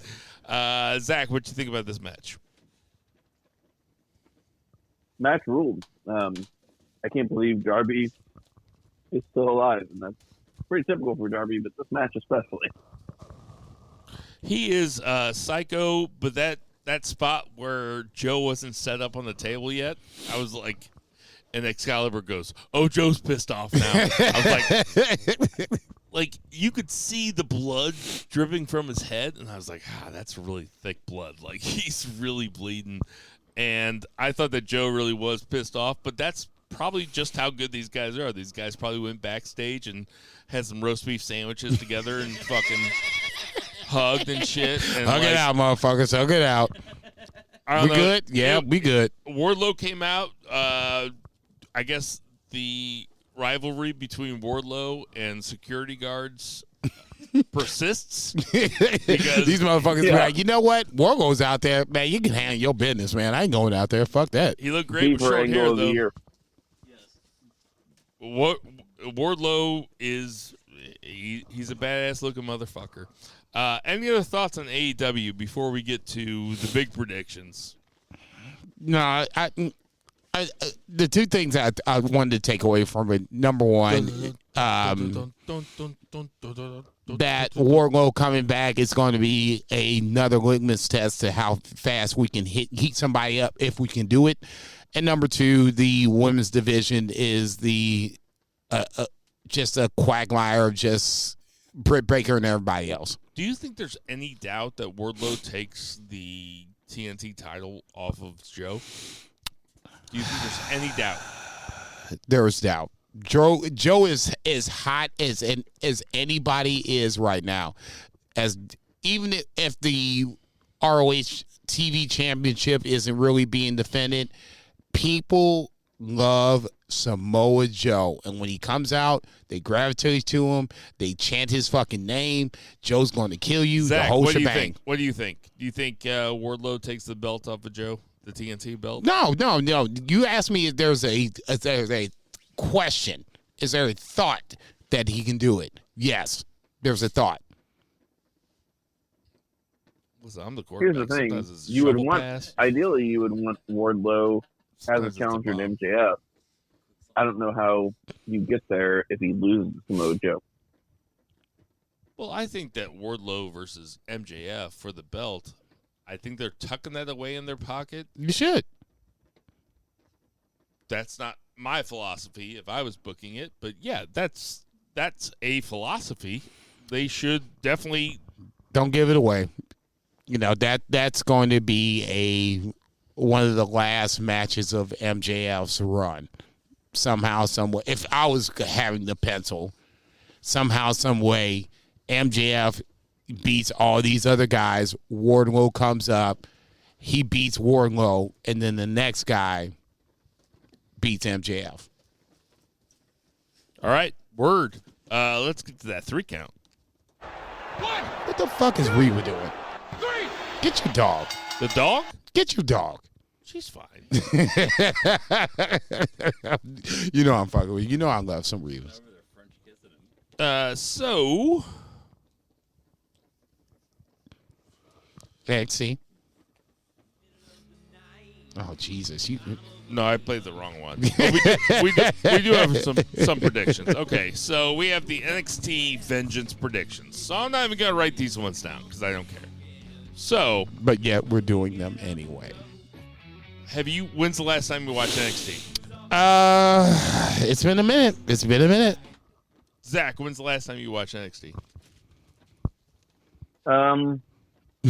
It's been within the last couple of weeks, but I don't know which week I watched. All right, so I still want. I'm gonna start out with the big.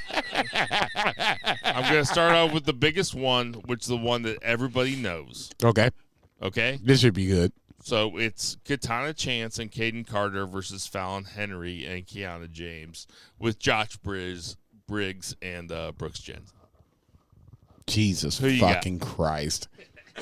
And you dare talk to me about anything I watch? I couldn't name any of these jokers. If they came up and punched me in the face, and you're like, okay, who punched you in the face? I am a wrestling fan. God damn it, I don't watch NXT. This is Jesus. Oh, Jesus fucking Christ. Okay, so we're just gonna keep it simple. I'm just gonna keep it simple. Yeah, right. Got your bitch my ass, man. This is the funny part about this. The funny part about this is that, you know, we're in the Shock City studio days, and I was, you know, trumping 205 around, and Bill was like, "Oh, you watched that shit? Oh, you watched that shit? Yeah, I watched that shit." That was at least interesting. I have no fucking clue who any of these jokers are. That being said, I will take the champs just because they're the champs. It's easier for the champs to retain than the challengers to win. I don't give a rat's ass who wins this joker. Sorry, not sorry. Who are the champs again? Oh, Katana and Casey Canizero? Yeah, I'll take them. Take every L possible, dude. What do you got, Zach? This should be good. Actually, I mean, I have the champs too, but I do enjoy that show.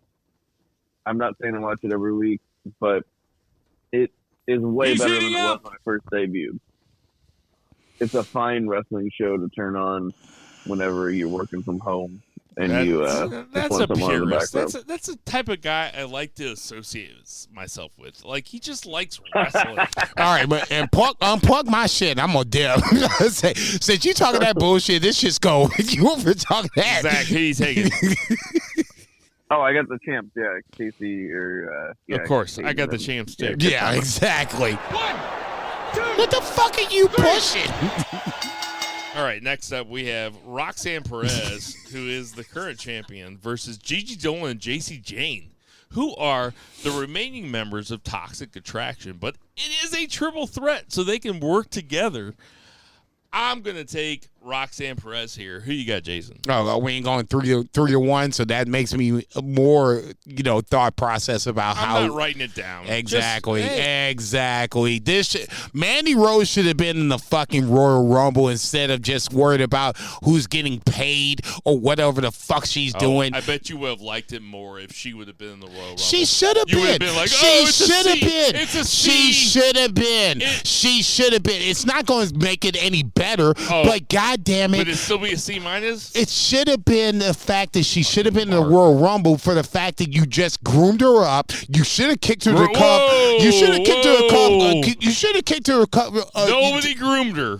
You should have kicked her to the curb 2 years ago, and you didn't.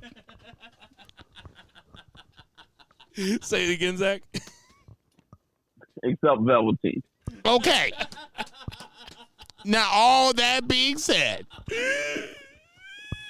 that was a chance to have Mandy Rose in the Royal Rumble, and you decided to take a little money that she was getting in her pocket versus the big money profit. So who are you taking?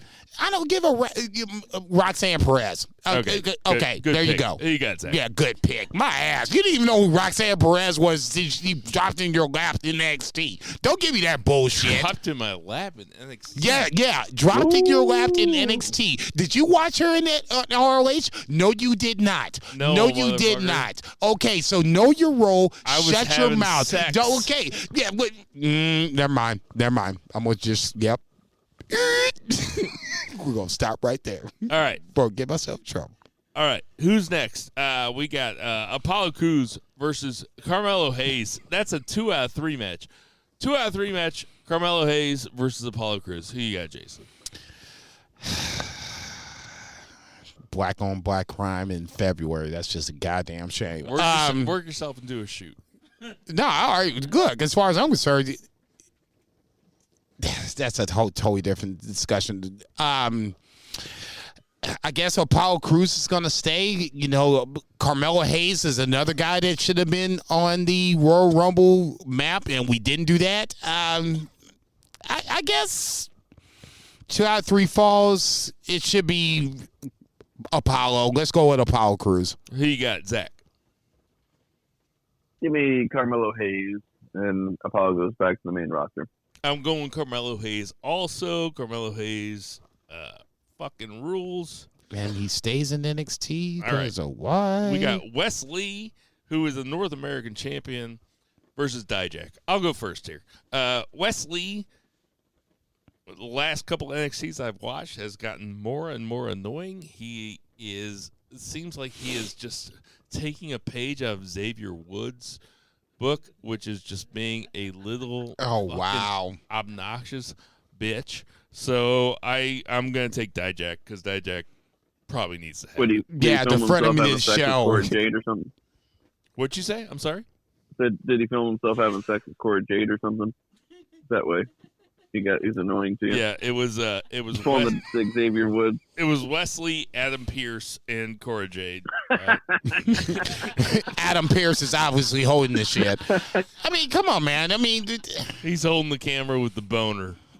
Just right on Wesley's ball. Right. That's it. Yeah. Yeah. You know, this is your virtual VR that we were talking about before the pod started. I'm assuming that I'm just gonna keep it with the champs. It's champs across the board until the very end. Wesley should be the champ. I know Dijak is friend of me this show, but I'm going Wesley. Love Dijak. So we have like he knows you. He thinks about me a lot all the time.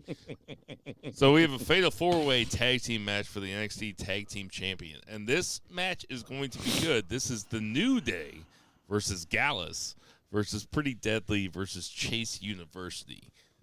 4-way for the NXT Tag Team Championship. I am going to take Pretty Deadly. I got New Day. I'm gonna go Chase U. Man, look at you, just keeping it all variety. Look at you, Andre Chase. Hang on. Two beer. Who are the Chase U guys that are going to be in this match? Well, there's Chase and there's you. He was half right. He got the first one. You got the first one right.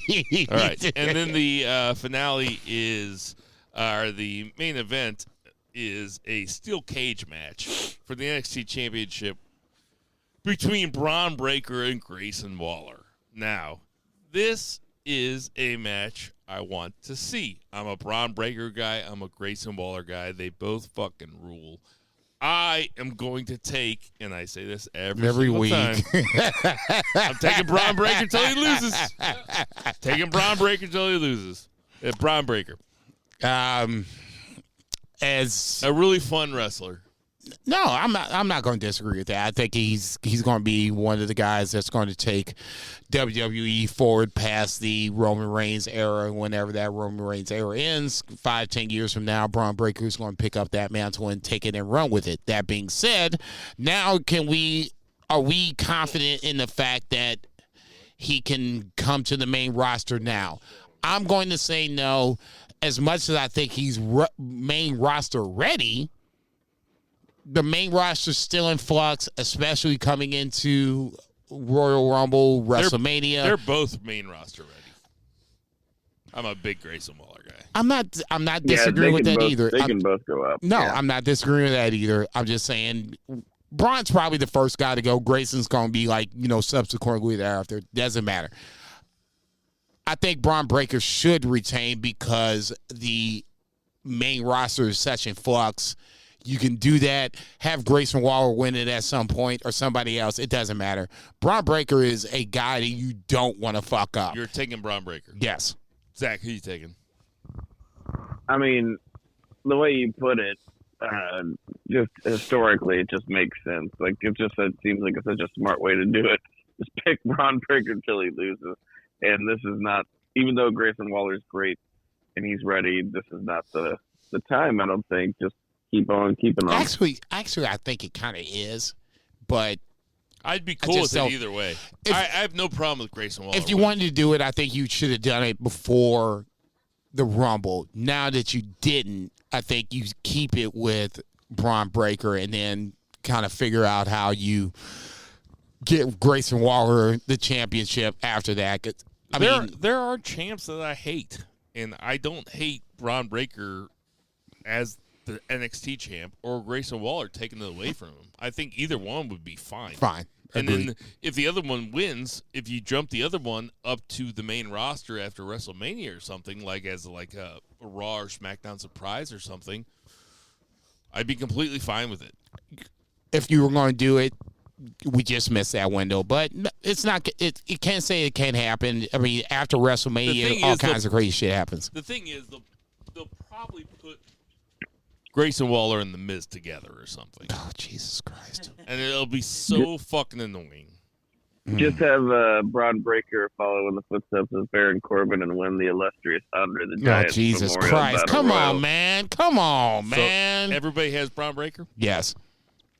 Hey, everybody. That's going to do it for our 3 count. Jesus Christ. You said, God damn.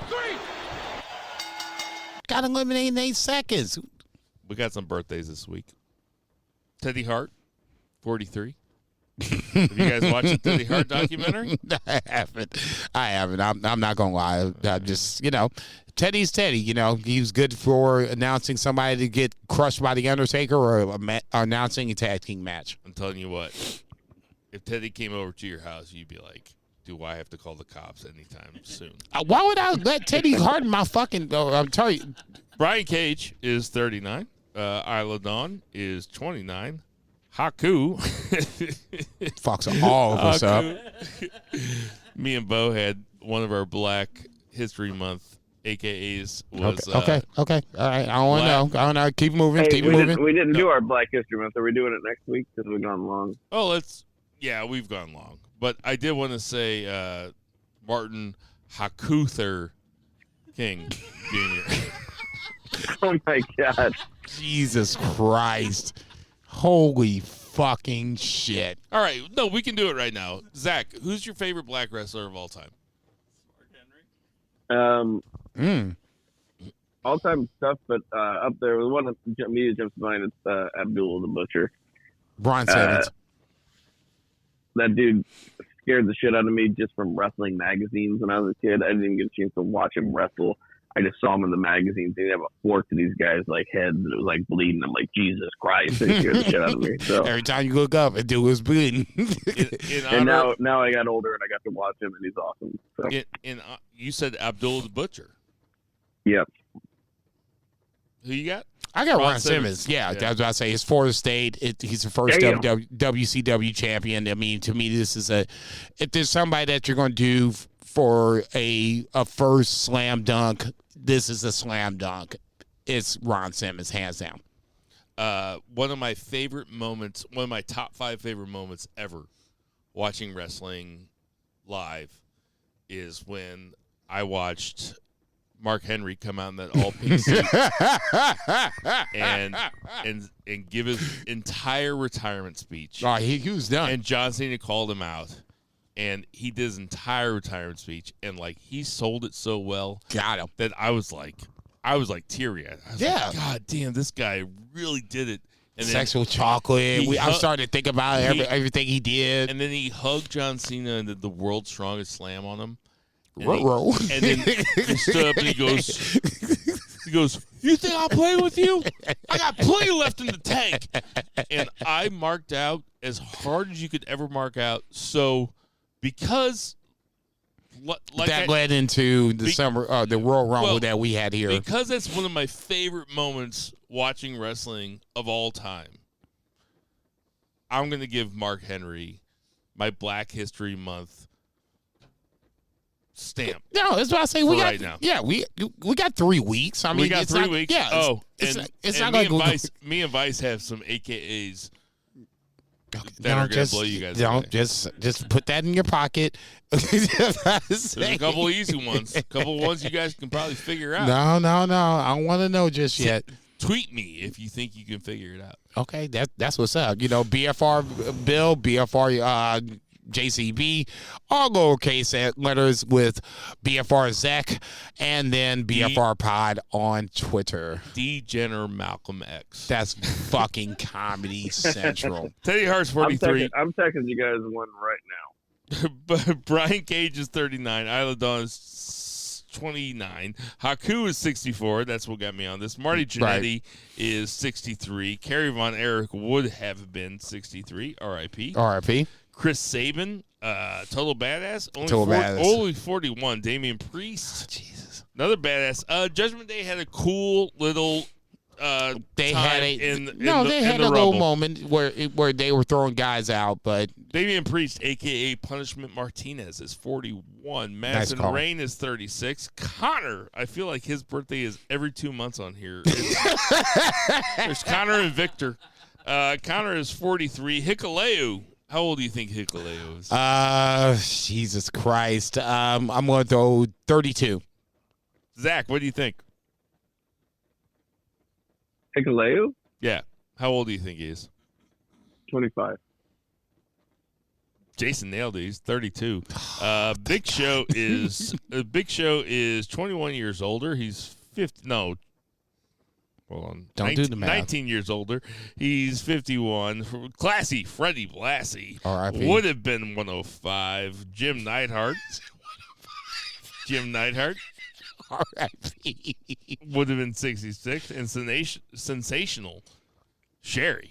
Another RIP and one of the best women's managers. Would have been 65. Yep. Hey, everybody, we know there's tons of podcasts to listen to. So we appreciate you guys listening to our podcast. True story, bitch. For Advice, for Check. Tender Mahal, Check. for Grandel Wrestling, Check. for Murray the Murray Man Murray, Check. for Patriot Pat, Check. for who am I forgetting? No, we're good. Tender Mahal? No, you Did I say check. Tender Mahal? Just throw it out there. Just make sure. Check. Did I say it?